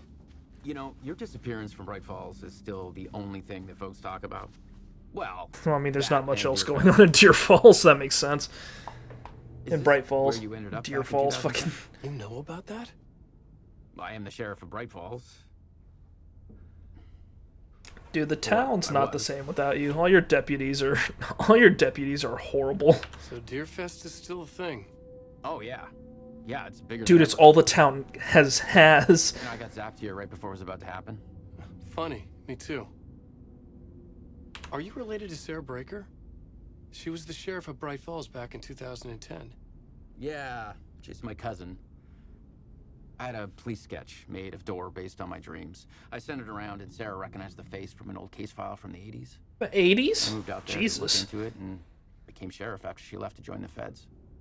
Oh, Sarah works for the feds What was now. in the case file about Door? Not a lot of details in it. A local man named Warland Door went missing near Cauldron Lake. Eyewitnesses claim he was struck by a bolt of lightning and just vanished. I never found any official records of a Warland Door living in town or anywhere. Another dead end. Wait. Let me check something. Wait. I need to find a character list. Control. Let me just check something real quick.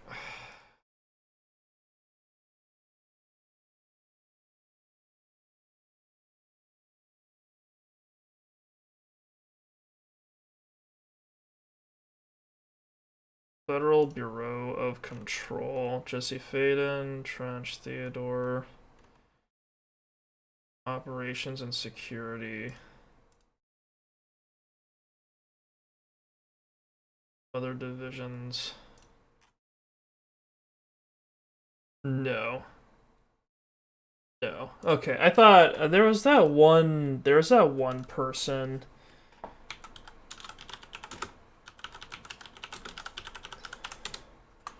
Is she?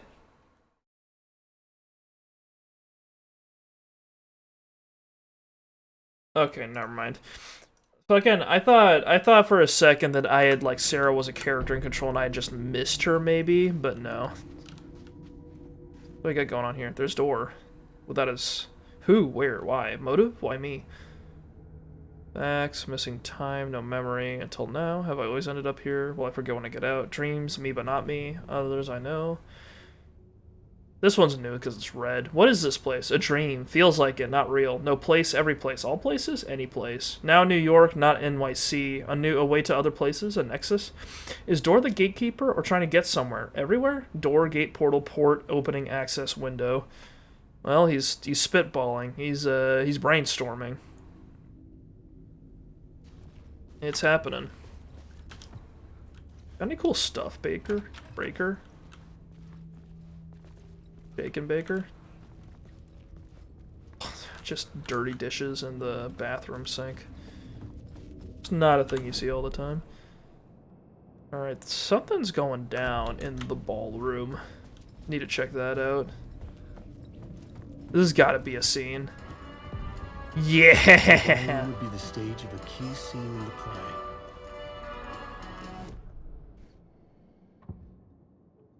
Like I thought, it's gotta be. Let's do pre-show ritual real quick, see what's up. Oh, whoa! Oh, Jesus, okay. Yeah, there's the tree.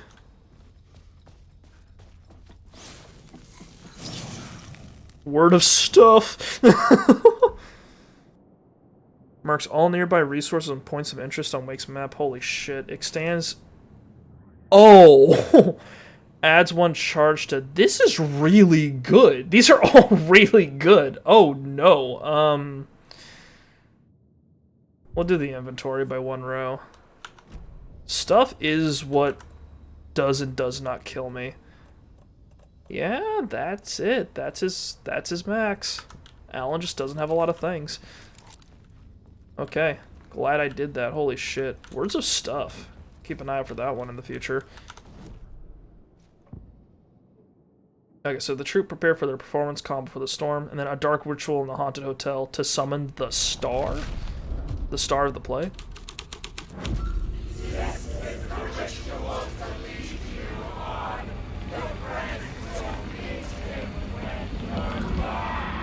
getting real, all right.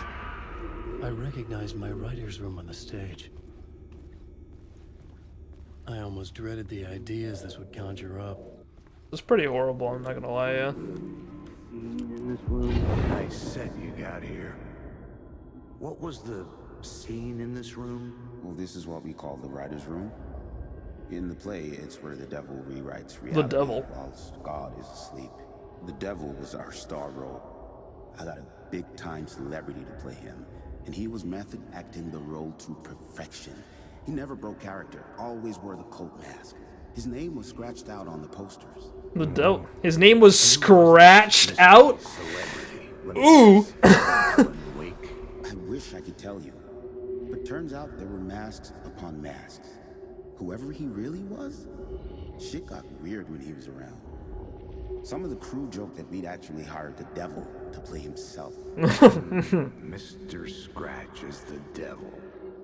He was born to play the role. I had to agree with Casey on that. New plot element. The devil. Okay. And the devil did what the devil does.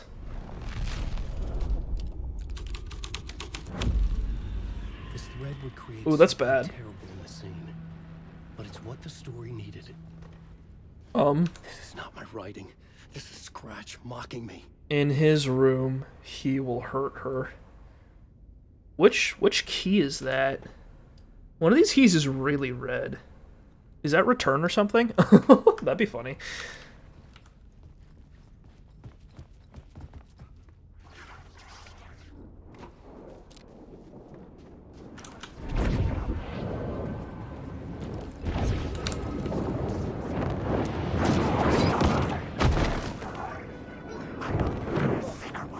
Hang on. I've got a flashbang. See you later.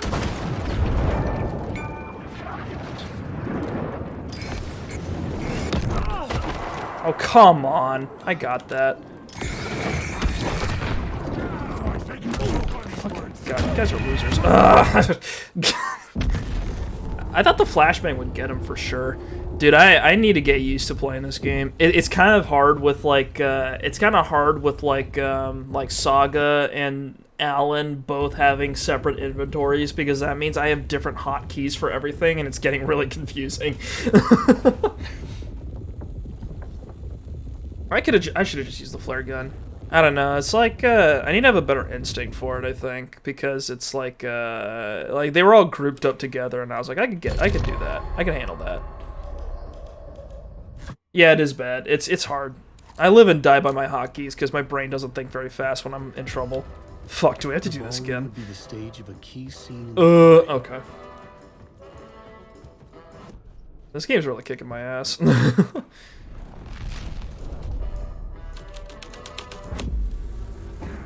Ah! Okay, Kurt, by the way, we got this thing up here. This is the best kind of upgrade. It's a word of stuff. And it lets me increase my inventory. Oh, thank God. Also, we got a shotgun. Very cool. Okay, I know it's coming, so we're gonna prep a flashbang. Ritual haunted.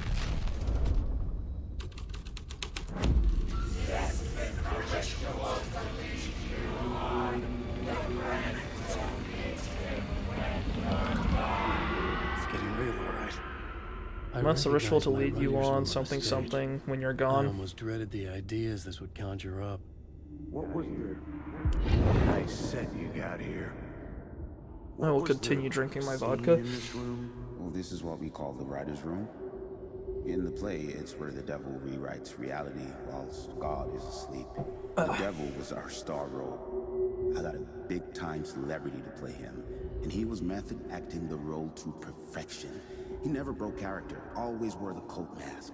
Alright, we're done with the ginger ale and the vodka. Drink 2. And who was this mystery celebrity? Let me guess. It's hard cider. Alan Wake? I wish I could tell you, but turns out there were masks upon masks. Whoever he really was, shit got weird when he was around. Some of the crew joked that we'd actually hired the devil. It's a Friday night, and we're cutting Mr. loose. Scratch is the devil. He was born to play the role. I do like the idea of the character agree with being Casey on that. Mr. Scratch because his name is scratched out. I think that's a cool concept. This was dark, but the story had to be dark.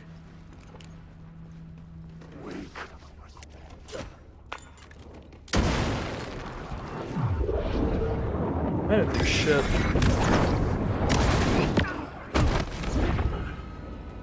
The shadow moved too fast to see. Where had it gone?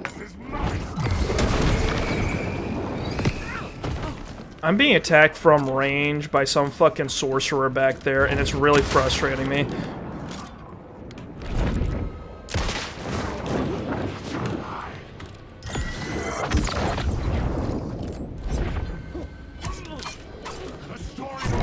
God, fucking calm down. Jesus, fuck off.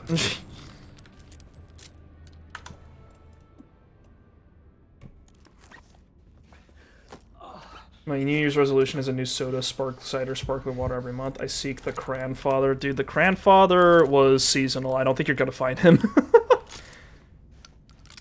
Yeah, maybe if you headed over to Kentucky. Grandfather was it's a Founders, it's a Founders brand.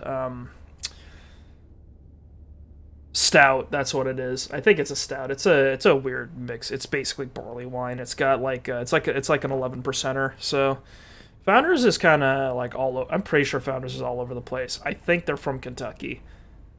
Yeah, I think they're from Kentucky. So they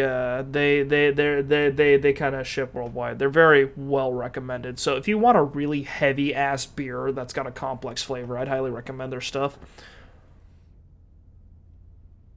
You don't need to hear from me though. I had that 2 months where I tried a bunch of different beer. Maybe late in the year, yeah.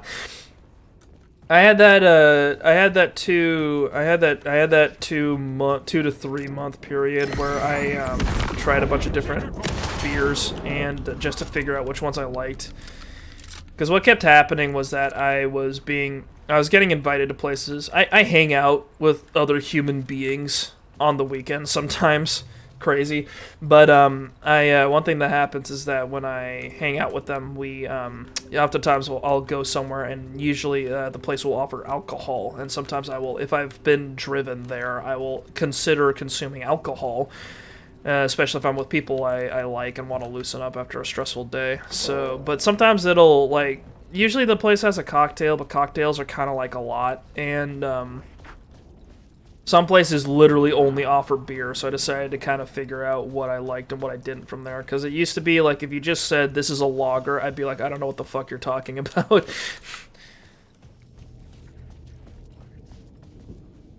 Okay, how do we get back? I think we need to leave. Wish I carpooled more. I'd cut loose a lot more. Yeah, I recommend carpooling. It's kind of hard to ask though. Like, can you drive me, an adult?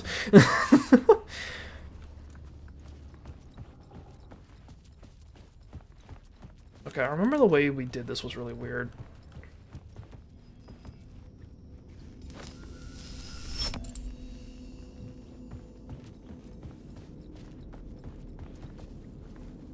That's not it. What was it?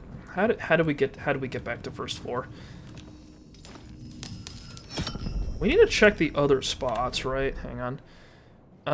It was 225. That's what it was. All right. Yeah, I've been lucky enough to have people actually offer to drive me, which is usually what gets me there. I'd rather not be one of those people that drives drunk, just because, you know, it's kind of an unforgivable thing, if you ask me. Like, it's kind of like, there's some things people do that are harmful, and sometimes, like, sometimes someone does something and it's a little reasonable. That's just like, I wanted to drink, and I didn't want to like not drink, and I also didn't want to get a ride or like an Uber or something, so I decided to put myself and others at risk instead. Because I thought it would be fine, and then it's just like, you know, that's kind of not great.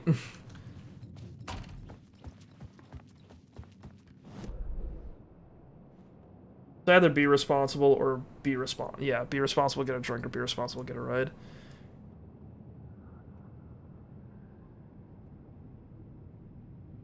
I don't want to, like, lecture to you guys, but just, you know, there's a reason people talk about this sort of thing. Is this guy violent? No. What about this guy? No. If any of you out there are new to the whole drinking concept, highly recommend doing something. Highly recommend you just plan ahead if you've got a situation that would involve drinking.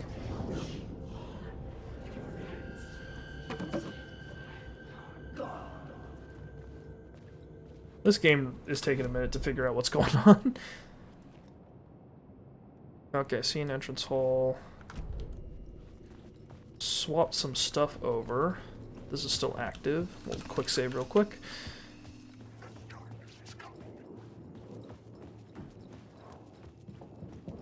What if we got the devil? I get around it by not wanting to drive even sober. Drunk me wants to drive even less. That's responsible in a way, I guess. The actor of the devil had his own dressing room in the hotel. The devil's path up the staircase was draped in blood.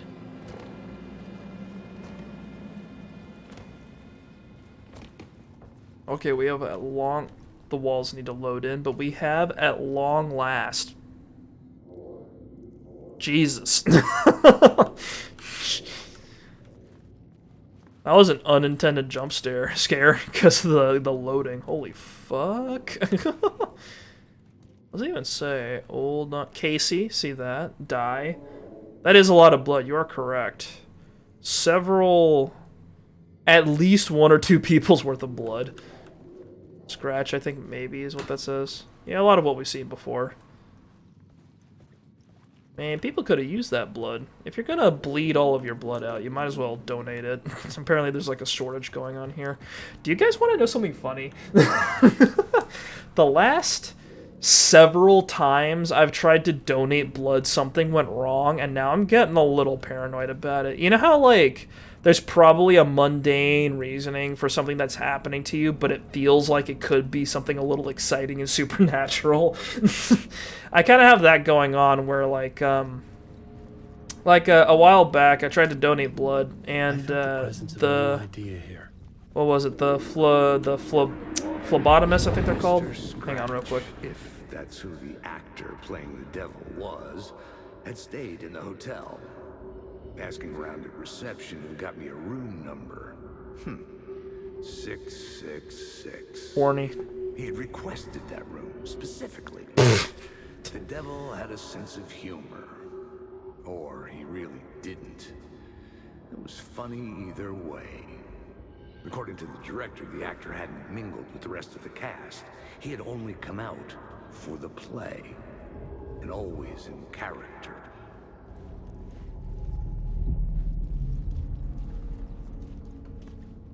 Interesting.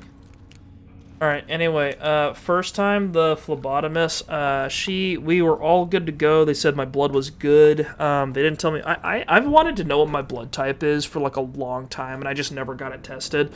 So I figured this was a good shot. And we had the whole thing set up. I waited for a bit. I sat down in the chair, and the person who handled me, had a hard time finding my vein. I don't know what the deal is. Like, I stay hydrated, and I work out, so I'm not, I don't know what the problem is, but I think my veins are just small or, deep or something like that, because, they were having a hard time figuring out where my vein was, and when they finally, because, I can see my vein on my arm right now, but sometimes I have days where it's kind of hard to see. And then, even when they, tap it and, fondle my arm, they still have a hard time looking for it.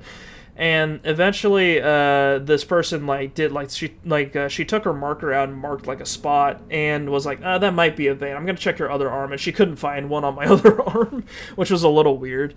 But eventually, she just kind of went, all right, let's go for it. And then, took the needle out, jabbed me where she marked out. And I don't know if she marked the wrong spot or if she just fucked up on the entry, but I think she breached my vein. So, okay, I'm going to get a little gruesome here, but I want you guys to kind of understand, if you're, nervy about blood or, bodily harm, probably just skip ahead, a minute or so, maybe. She jabbed me in the arm, and then immediately I saw a little, swelling form around the needle under my skin. She fucking immediately called someone over, got a it was actually really funny. She jabbed the needle in and said the one thing you don't want a medical professional to say when they just did something that involves putting a needle in you. She put the needle in and then said, uh-oh. So there was blood filling up under my skin that was swelling, it was pushing against the skin and made this little bubble basically. And they had to get some wrapping around it. They didn't pull the needle out, but they put my arm up above heart height, and they basically kept it there. And they're like, "You'll be fine. It'll bruise for a little while, but you'll be fine." So eventually I got out of there. They apologized. They gave me some water, and then I drove home. The thing closed really quickly, so it wasn't like there was a lasting issue. But my arm did bruise. It turned a couple funky colors for a couple days. But I came out of that none the worse for wear. That was the first time I donated blood. I tried to donate blood recently. Second time I went to a thing opportunistically. It was just kind of like one of those mobile blood drives that was somewhere where I was going. So I went there. That was the worst one. The first one was the worst one.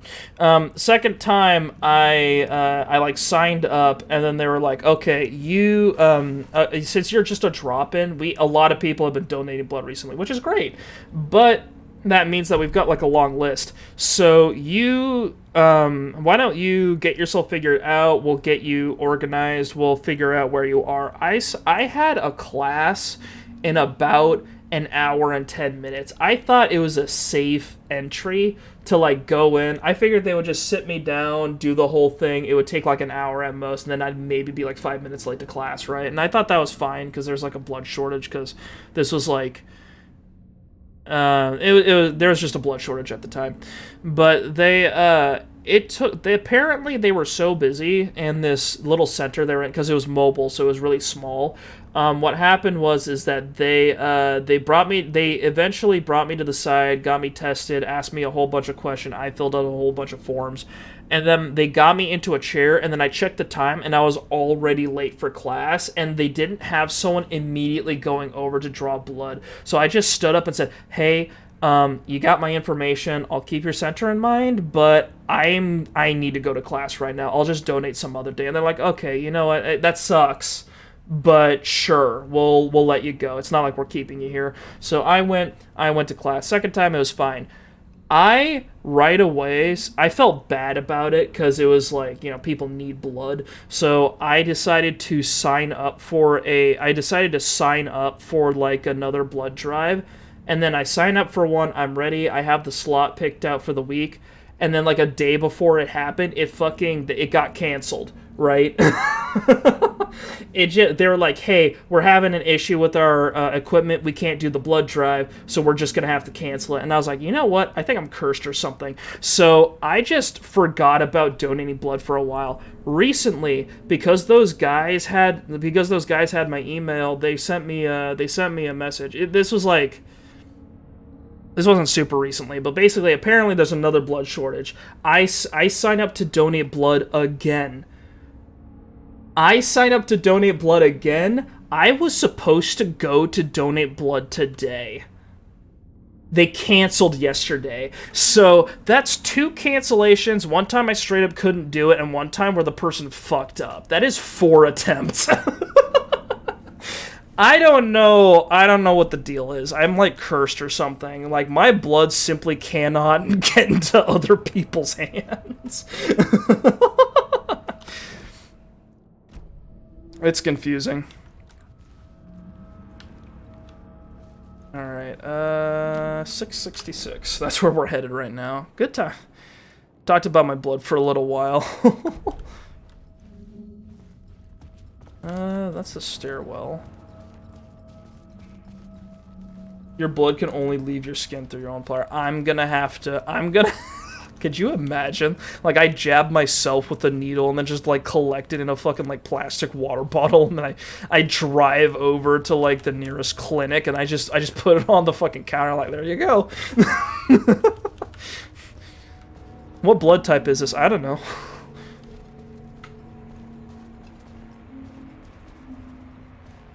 This is a lot of blood. This is not an efficient use of biological resources.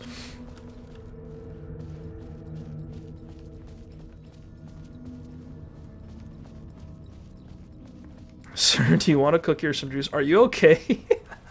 I just dump an entire pint of blood on, like, the counter, and they're like, do you need something? And I'm like, I need food. I drove all the way here, and I took out 2 light posts. The cops are outside the hospital. Alright, anyway, let's take a look at this devil. This quote-unquote devil individual.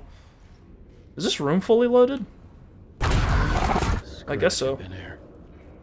I could sense his presence lingering in the room. I was about to have another killer idea. Yo.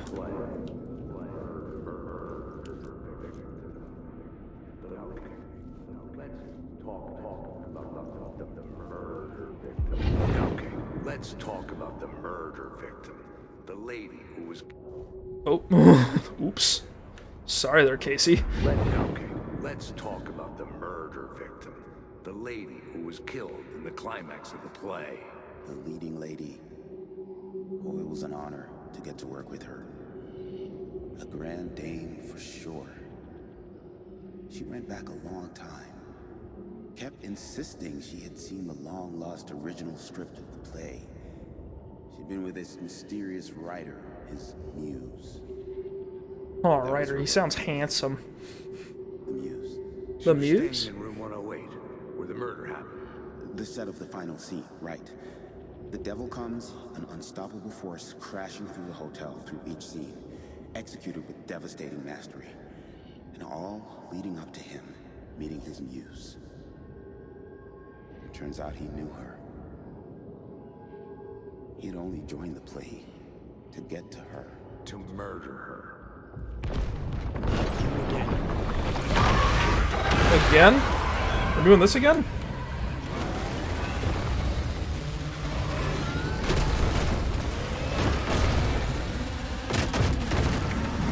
It's the darkness. It comes from my bones. Am I supposed to go that way? No. Do I go this way? No. Oops. Dude, I'm bad at this. I'm like somewhat competent in Saga sections. Alan's sections just get me. I don't know what the fuck it is. I'm not. My marbles are not together. The dark place is getting to me. One more time.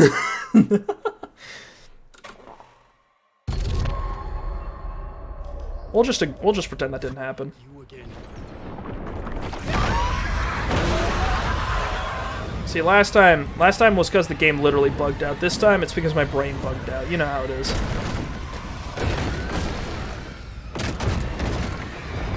Did I cross over? No. So this is where it blocks the whole thing, and then I run back? Okay. I was like, I didn't know if it was still behind me. Okay, we are going this way. Excuse me, gentlemen. Let's go.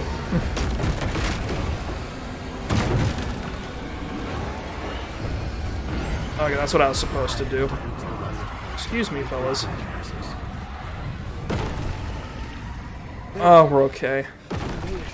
Edison has once again saved my bones. The dark presence had come for me. Drawn to the story I was writing as it grew darker. He was in that lake for 15 years. That would cost me my gains, that's for sure. All things considered, he is in good shape. He can maintain a light jog for 10 minutes. He was the murder victim. The final scene took place in room 108. The devil. Alright, 1-0 wheat.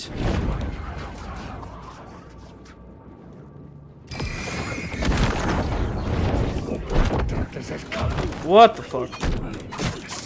Mash? A prompt? Don't fucking use your flashlight. Gun this man down in the streets.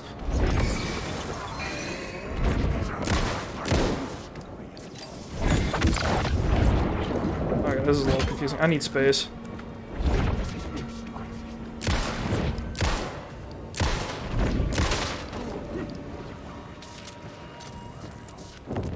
This is my story.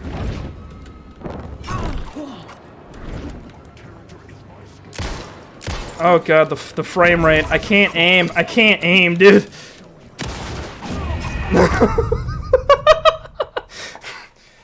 Jesus. Dude, this game's so heavy. I don't know, people kept saying it was running well, but I guess my computer's just old. I guess.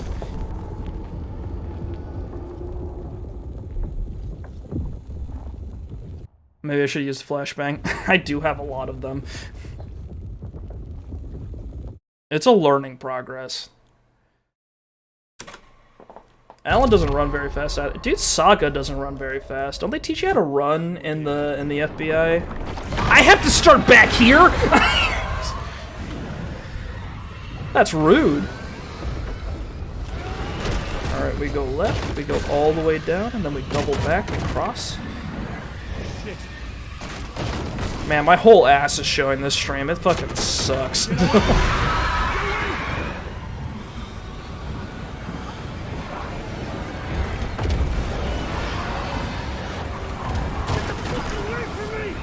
I'm astonished that this running speed is just good for Wake.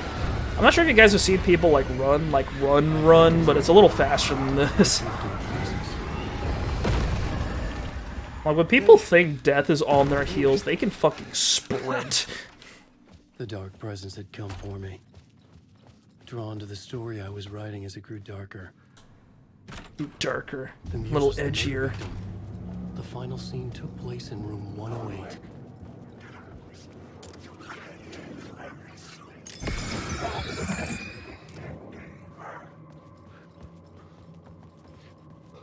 Can I just leave and ignore those guys? I guess I can. Okay. There are very few running animations that I feel are actually fast feeling. Yeah, it's because, like... It partially makes sense because you, 109, 110, where's fucking... One thing about running animations is that, like, it needs to make sense. Field of view does help, but, like, it needs to make sense that the character can run, like, for a while, so they usually don't do, like, a full-out sprint. 104, 105. What's this one? 107...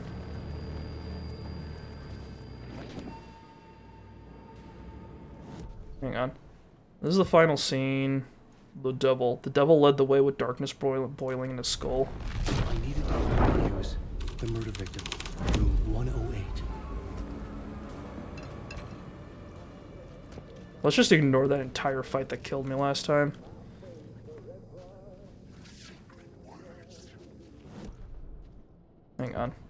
If I put, like, the climax.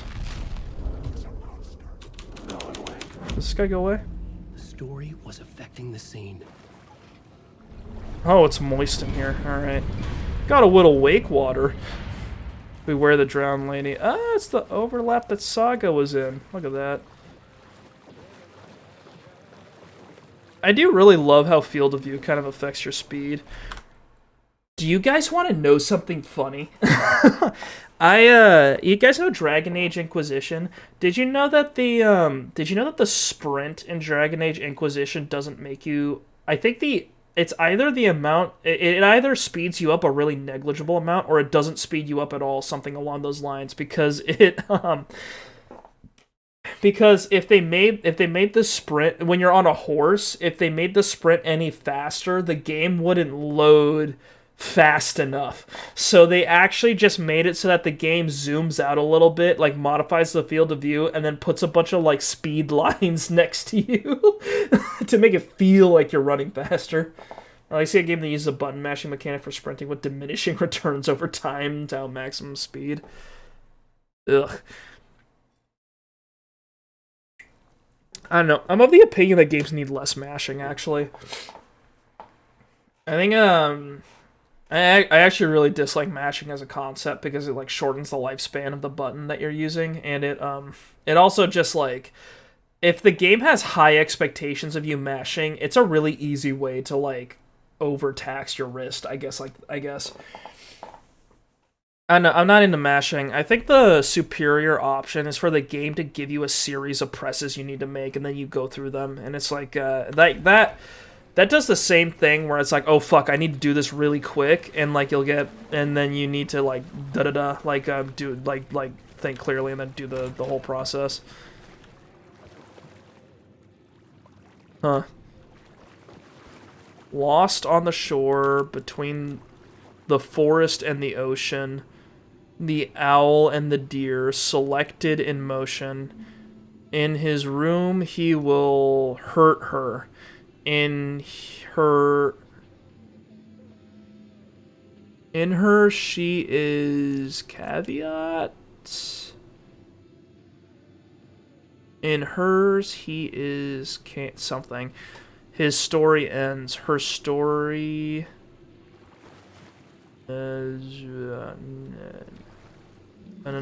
this is the ritual to lead you on. Your friends will meet him when you are gone. Oh.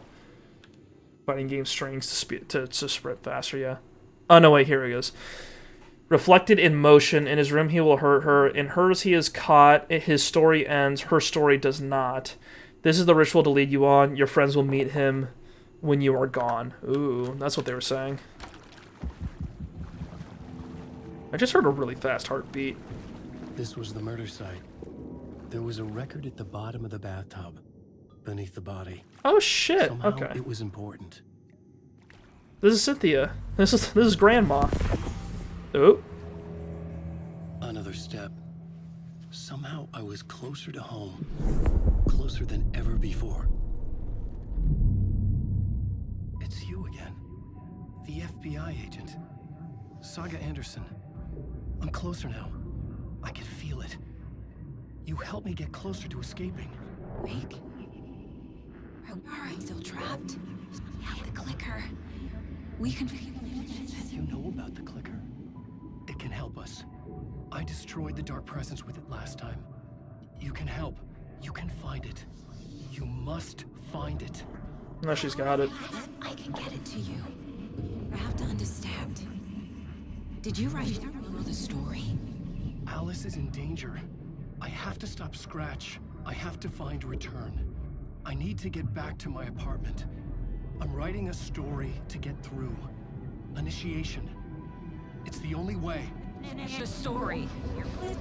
You can do that. You can write out...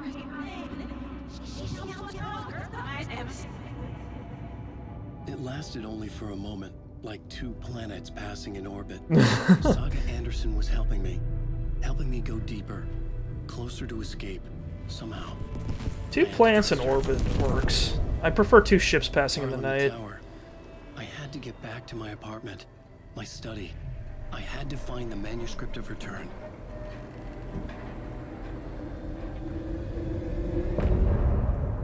End of part. Alright, very convenient. I was about to stop. Continue before they hit me with some music. If it ain't broke, don't fix it, right? Yep. Alright, let's find a safe spot. There's a break room in room Cerberus, so we'll head over there, I guess. I'm gonna assume I won't get jumped, right? I'm not gonna get attacked after the part ends, completely destroying the serenity and the catharsis that I'm currently experiencing, right?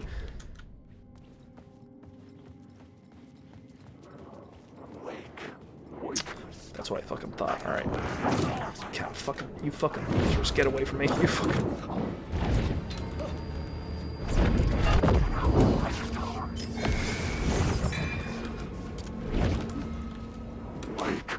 I fucking hate when people teleport. Okay, whatever. We're out. Fucking get me out of here, dude.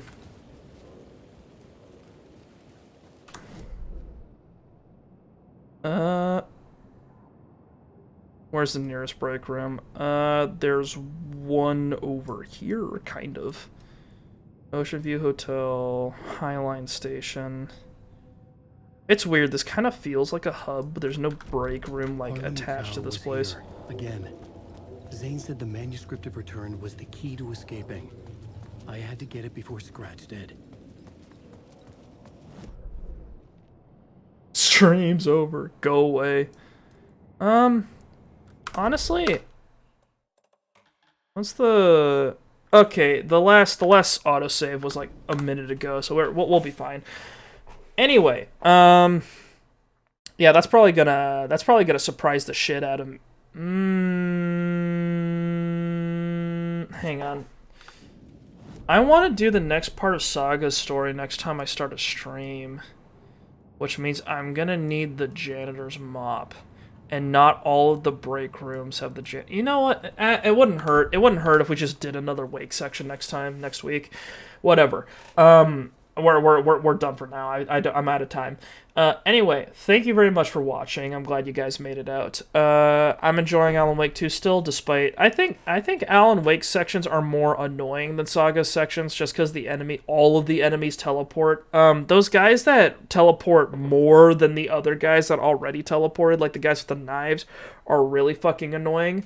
Because when I'm fighting 3 of them at the same time, they do this thing where they do like multiple slashes as they're advancing forward, and that kind of doesn't work with the way Alan dodges, you know what I mean? Because Alan dodges in one like step. You can't just like step and then run away to like open up space. You have to like dodge multiple times. That feels kind of clunky.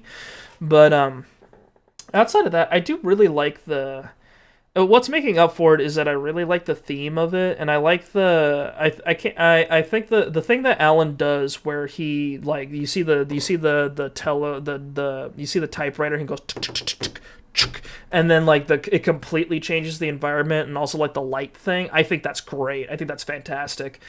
And I enjoy that a lot. So I'm still having a good time. It's just I think the gameplay on one side is more frustrating, less fun than the gameplay on the other side. I think Saga just feels good. Legion players in Dead by Daylight are employed by controlling the temporary. Yeah, I bet. I don't play Dead by Daylight though, so this is just annoying to me.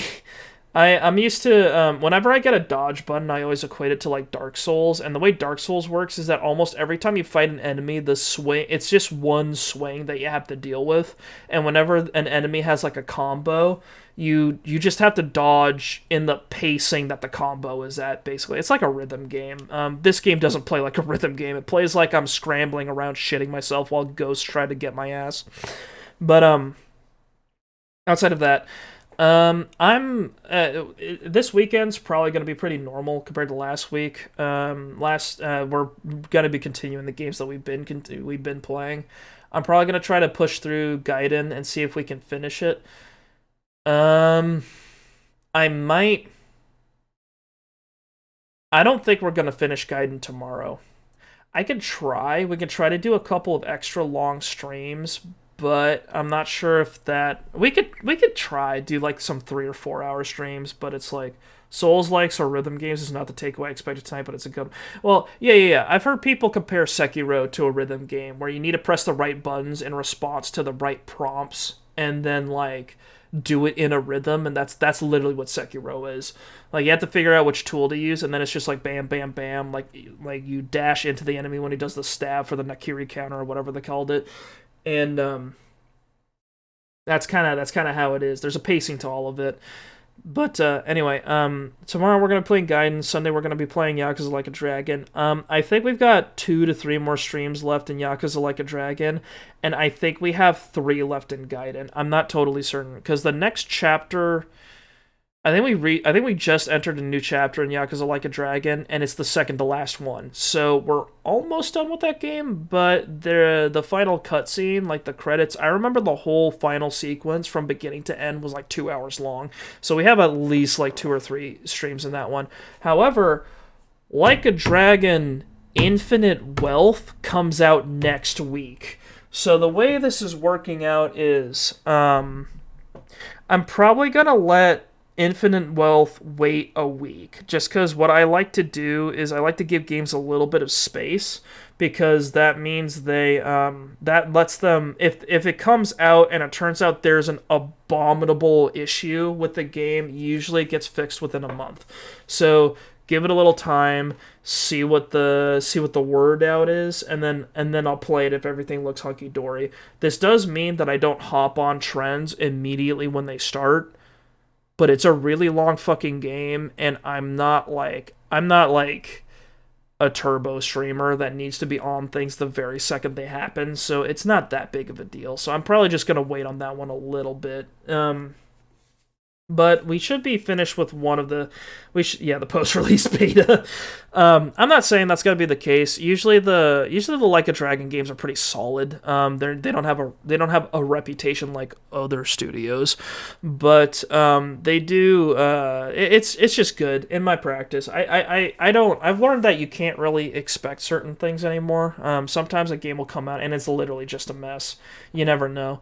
Especially if it was released in the lead up to Christmas, because I heard what was it? Like I played Starfield.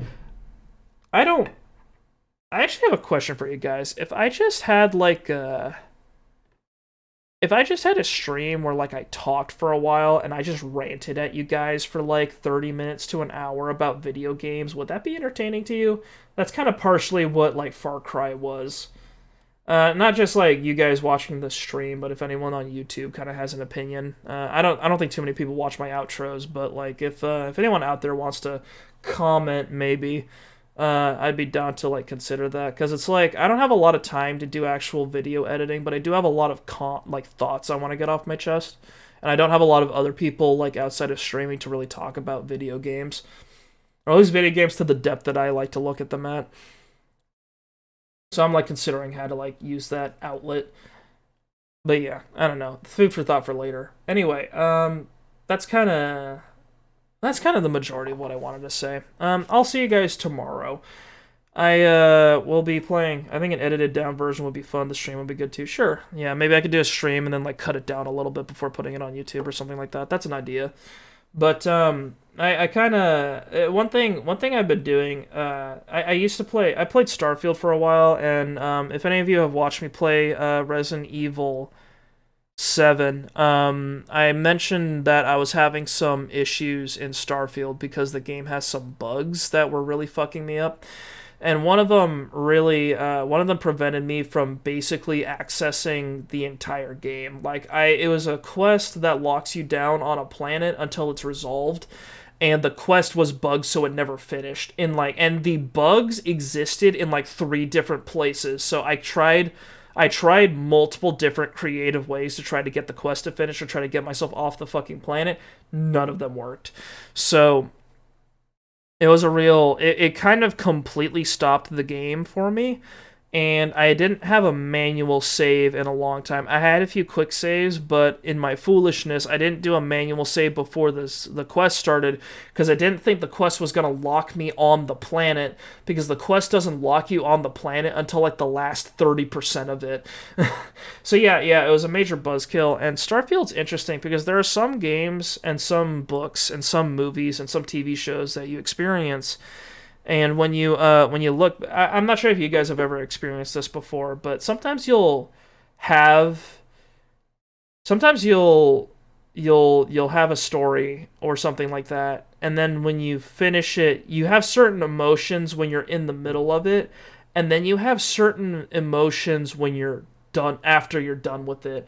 And Starfield's really interesting to me because I dislike the game more the further away I get from it. Like, looking back on the game, like, I was playing it, but not a lot was happening when I was playing it. I didn't I didn't really care about any of the characters. None of them really made an impression on me. None of the quests really made an impression on me. None of the planets made an impression on me. Neon was cool, but like I think it was just doing what Cyberpunk was doing, but like not quite as good. Um, like New Atlantis is like has some interesting parts to it, but it's not really like anything new or exciting. Like, I thought the aesthetic was cool, but it got boring really fast. All the planets are just lame, especially if they don't have any like cities on them or anything like that.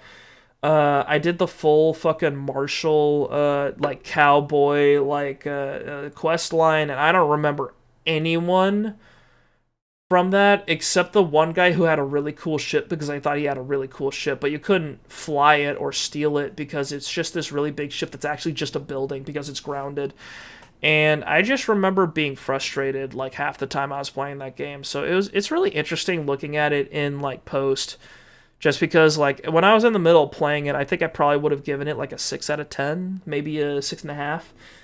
And now I'd probably give it like a 4. just just not, I don't know. It's like the biggest, it's a real I have a couple of short novels that I find worse the longer I thought about it. Yeah, books do that all the time too. Especially because they kind of unfold really slowly. And like Starfield, I just didn't like Starfield. I don't know what about it. Like, I have no desire to go back to it outside of, like, I have a desire to finish it because I started it. I have 57 hours in that game. I have 57 hours in that game, and I could barely tell you anything about it because of how little happened in those 57 hours. So like I don't know. It just wasn't. The game just made zero impressions on me. I was thinking about streaming it too, but that was. I'm glad I didn't, because it probably would have been. It probably would have fucked me up like in 7 different ways, and I would have had to just stop it. Like, I don't like. I've done it a couple times. I don't like stopping playlists. I don't like stopping like games when I'm halfway through, and I only really do it if I'm getting really frustrated or if I just have no desire to play it again. So I would have gotten like, I think about 5, 6 streams into Starfield and been like, yeah, nah, I probably shouldn't, and then I probably would have stopped. But I don't know. It was a heavy game too, right? It would be hard to stream. It would be hard to stream. One problem with this is just turning into what I was proposing earlier. I guess we'll just I'll just I don't want to rant for too long, so I'll just kind of like get this last thought out. Basically, one problem with Bethesda, I guess they're probably not gonna hire me in the future, so I can probably say this. One problem with Bethesda is that they have an engine right now. It's called the Creation Engine. The Creation Engine is a refurbished version of it's a refurbished version of the Gamebryo engine. The Gamebryo engine has been in use since like, what is it? A game engine developed by game-based company incorporates a set of tools and plugins, including runtime libraries supporting video game developers for numerous cross-platform game titles in a variety of genres, and served as a basis for the Creation Engine. Yeah, was that used for, hang on. NetImmerse. Let me check something real quick. It was Gamebryo, wasn't it? Yeah, it was used for Oblivion. It was used for Oblivion, and then it was that used for Fallout? It was used for Fallout 3 and Fallout New Vegas. Yeah. So there is a Gamebryo is an engine that Bethesda used to use for all of their main games. So it was used in Fallout 3. It was used in Fallout New Vegas because I think Obsidian was required to use it, and it was used in Elder Scrolls Oblivion. With Skyrim, they had this thing called a creation engine, which from what I heard was just the Gamebryo but like modified. So just to keep let me double check this so I don't make too much of an ass of myself on stream. It was like, I'm just using Wikipedia to double check myself. After using the Gamebryo engine to create the Morrowind, Oblivion, Fallout 3, Bethesda decided the Gamebryo's capabilities were becoming too outdated and began to work on the creation engine for the next game. Following the completion of Skyrim, enhance the graphical core. Okay, maybe it is its own thing. It feels... I think what people were saying was that it still has, like, an issue. Basically, Gamebryo is older than me. Gamebryo came out in 1997. The creation engine was made in November 2011, so it's 12 years old. But I think the bones of the creation engine are based on like the Gamebryo engine, because if you go from Oblivion to Skyrim, Skyrim has similar bugs and issues that like Oblivion had and that Fallout 3 had, because they all do the same thing with like the items floating on tables and stuff like that, and being like freely movable, and it's got like the same kind of jank that like the previous games had. So one issue with that is that this is an old-ass engine, so when you play Starfield, you can feel how weird the game is. Like, it's updated. It's still a little improved from, like, Bethesda's last game, which was Fallout 4. Bethesda's main studio's last game, which is Fallout 4. Fallout 76 was made by a different studio under Bethesda. But basically, it's on ancient software, basically. And the game just doesn't feel great as a result. Like, there's so many other shooters out there that feel better. Cyberpunk feels better. Like, Outer Worlds, honestly, feels better. Despite Outer Worlds being kind of mid, in my opinion. Like, Outer Worlds was a solid 7 out of 10. Had good stuff going on. Kind of dropped the ball, like, halfway through, in my opinion. But, Starfield just kind of shows how like Bethesda's design just does not work. At the very least, it really doesn't work for me, and I just couldn't stick with the game. And as a result, there's a lot of new engines out there that have been companies are working on a lot of new stuff now. Like, I don't know if Frostbite has been upgraded or anything, but like Unreal Engine 5 I think came out recently. A lot of games coming out are doing shit that I've never fucking seen before. And as a result, like, the older your game feels, the worse it competes in people's brains than it does with the other games. And Starfield just wasn't good enough, in my opinion. I really hope Bethesda just dumps the whole thing and like makes something new that's really good. It says, according to Wikipedia, they're working on a new iteration called the Creation Engine 2. But if that's what Starfield's running on, it's just not great. Because it still has, I don't know, I feel like Starfield has the same problems that Skyrim does, at least in terms of like quests not finishing and shit not working. It just feels the same as Fallout 4, but everything else is like, it doesn't have, because Fallout has really interesting lore and really interesting aesthetics because of how the backstory behind that whole, but it's because of the history behind it. Skyrim is an Elder Scrolls, and I don't know if you guys know anything about Elder Scrolls lore, but it's one of the most insane fantasy settings that anyone has ever made, and it's really lost its spark going into Skyrim. And that's a fucking problem, because Starfield was so underwhelming and so disappointing to me that now I have no faith in the next Elder Scrolls and the next Fallout in being anything worthwhile. And that's fucked up, because Fallout's one of my favorite IPs that have ever been made. And Elder Scrolls is really cool too. Like, a lot of people care a lot about it. The dwarves in the Elder Scrolls series tried to make a god, and I think they succeeded. And now they're gone because that's just how that turned out. They have, like, Morrowind is like an insane fucking setting. It's alien. There's fucking wizards in control of everything. And if you kill a wizard, everyone's like, well, if he can kill a wizard, I guess I can't do much about him. So no one really gives you a problem with it. Fucking there's drugs everywhere. Like, it's fantasy done in a way that, like, you don't really see a lot, or especially you don't see it very often anymore. And it's just, Skyrim was good, but it wasn't as, like, I'm kind of in that camp where it's like Skyrim's good and Oblivion is like kind of a little darling, even if it really is a really busted game. But like Elder Scrolls just kind of isn't what it used to be, and it doesn't have that same like edge that it used to have. It just feels very okay. It feels very safe. I don't like that. And I don't know. It's gonna take fucking 10 years for the next fucking Fallout game to come out, and I really wish someone else was making that fucking game. I don't know. It just bothers me a lot. That's kind of why all this is coming out of me right now. Just because it's like, it really bothers me because I think Bethesda knows that Fallout is one of the 2 reasons why people even give a shit about their company. So they're holding on to it despite the fact that they're under the Microsoft umbrella now, and they don't want someone else to make the game better or something like, or make the game better or like change what the IP means or anything like that. So as a result, they're like, no one else is working on it, and I'm just waiting for someone to make a better Fallout. I think Cyberpunk 2077 is like a better Fallout. Yeah, I think they should give Fallout back to Obsidian. Well, I don't know. I think Obsidian would do a better job than Bethesda, but Obsidian has like, I'm kind of waiting to see how Avowed turns out before I say, oh, Obsidian would make a better Fallout. You know what I mean? Because Obsidian made The Outer Worlds, and I thought The Outer Worlds had a really strong start, but I don't think it really stuck the landing. You know what I mean?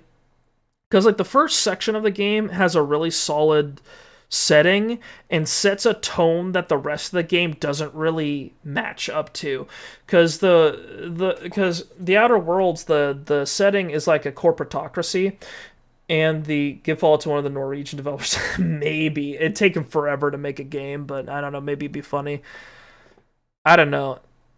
I think Fallout, the dream scenario, because Obsidian, In Exile, and Bethesda are all owned by Microsoft now. So the dream scenario for me would be if In Exile and Obsidian work together to make a Fallout game with the IP.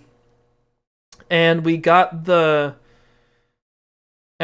the setting writing and the character design of like Obsidian, and we got the kind of wacky edge that In Exile had, and then like they kind of somehow met in the middle.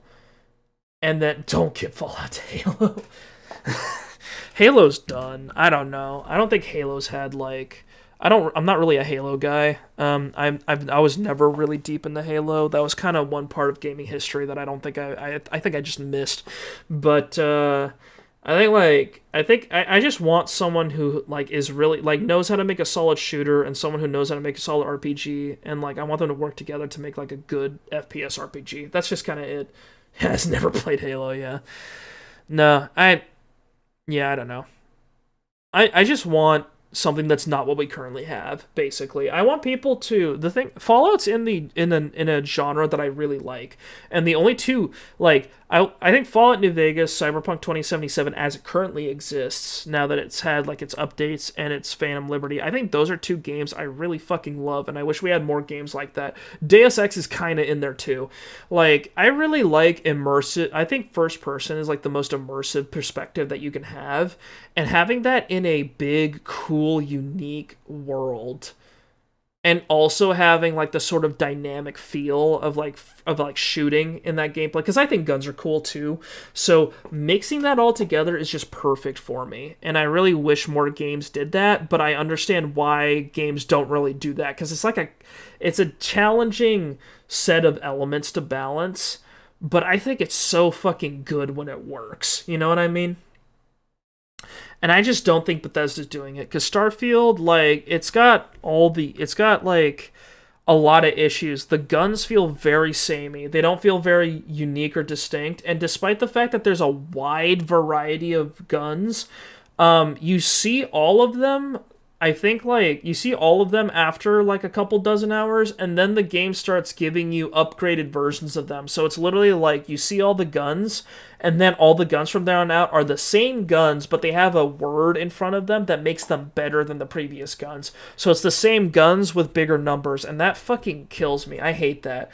Because in Fallout New Vegas, as you got more guns and more advanced guns, you basically got things that were more effective and did more damage, but they used ammo that was more rare or more difficult to find. So what would happen is that you would have guns that are overkill for, like, weaker enemies, but were just right for stronger enemies, and you would kind of have to, like, you'd have to figure out what you were comfortable with and have to, like, keep track of, like, your ammo.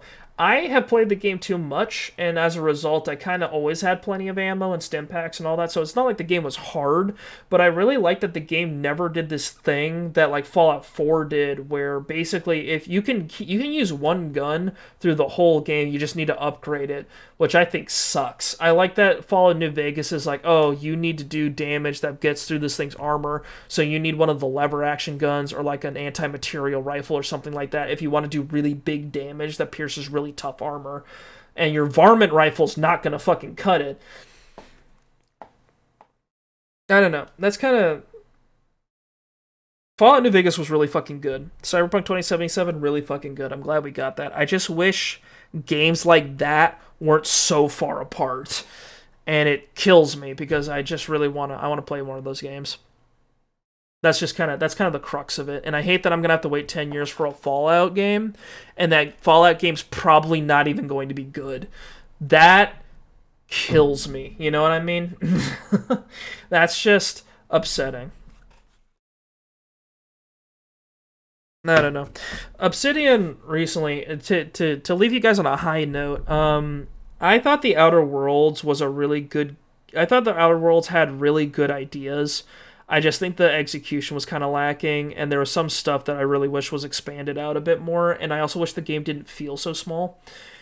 But the game still had good writing. I thought it was funny. I thought Emerald Vale was fantastic, and, like, Emerald Vale was like an 8 or 9 out of 10, and then the other, like, areas you go to after that are like 7 to 6, depending. I think they had good ideas though, so I still have some faith in Obsidian. It's just like I'm more cautiously optimistic rather than, like, full balls, like, go in there. I love it. Like, I thought Pentiment was really good, even though it was something really different. So I have a lot of, like, I have a lot of strong feelings about Obsidian. Recently there was a developer showcase, and Obsidian revealed that they had Avowed. Avowed is a game that's coming out soon, which is a first-person RPG that takes place in the Pillars of Eternity universe. And Avowed is going, and it looked good. I'm gonna say, like, just on instinct, it looked good. It looked like they took, like, the sort of melee system from Outer Worlds, and they kind of, like, touched it up a little bit, and it looks like the game's kind of got a good, like, feel to it. Like, there's you can dodge or, like, dash in different directions. There's, like, perfect blocks with the melee weapons. You can dual wield wands and, like, rapid fire a bunch of little magic missiles. So I'm gonna be cautiously optimistic about that one and see how it goes. If it's good, if it's, like, really good, I'll be over the moon, and I'll be like, all right, Obsidian's still my boy. I'm going to keep my eye on them. I hope everything goes well with them, because they're also working on an Outer Worlds 2, even though they probably haven't put too much significant effort in it, because right now they're focused on Avowed. But I'll look forward to whatever they make afterwards if Avowed turns out to be good. I'm looking at it right now to see. That's something I'm looking forward to next year, or, well, this year now, fall this year. So hoping that turns out well. Anyway, I've talked for too long. Thank you very much for watching. Hope to see you guys again tomorrow, and I appreciate you. I appreciate you all coming in once in a while and putting your eyeballs on my content. Thank you once again. Hope you all had a fabulous week, and I hope you all will have a fabulous weekend. That'll be all from me. Bye bye.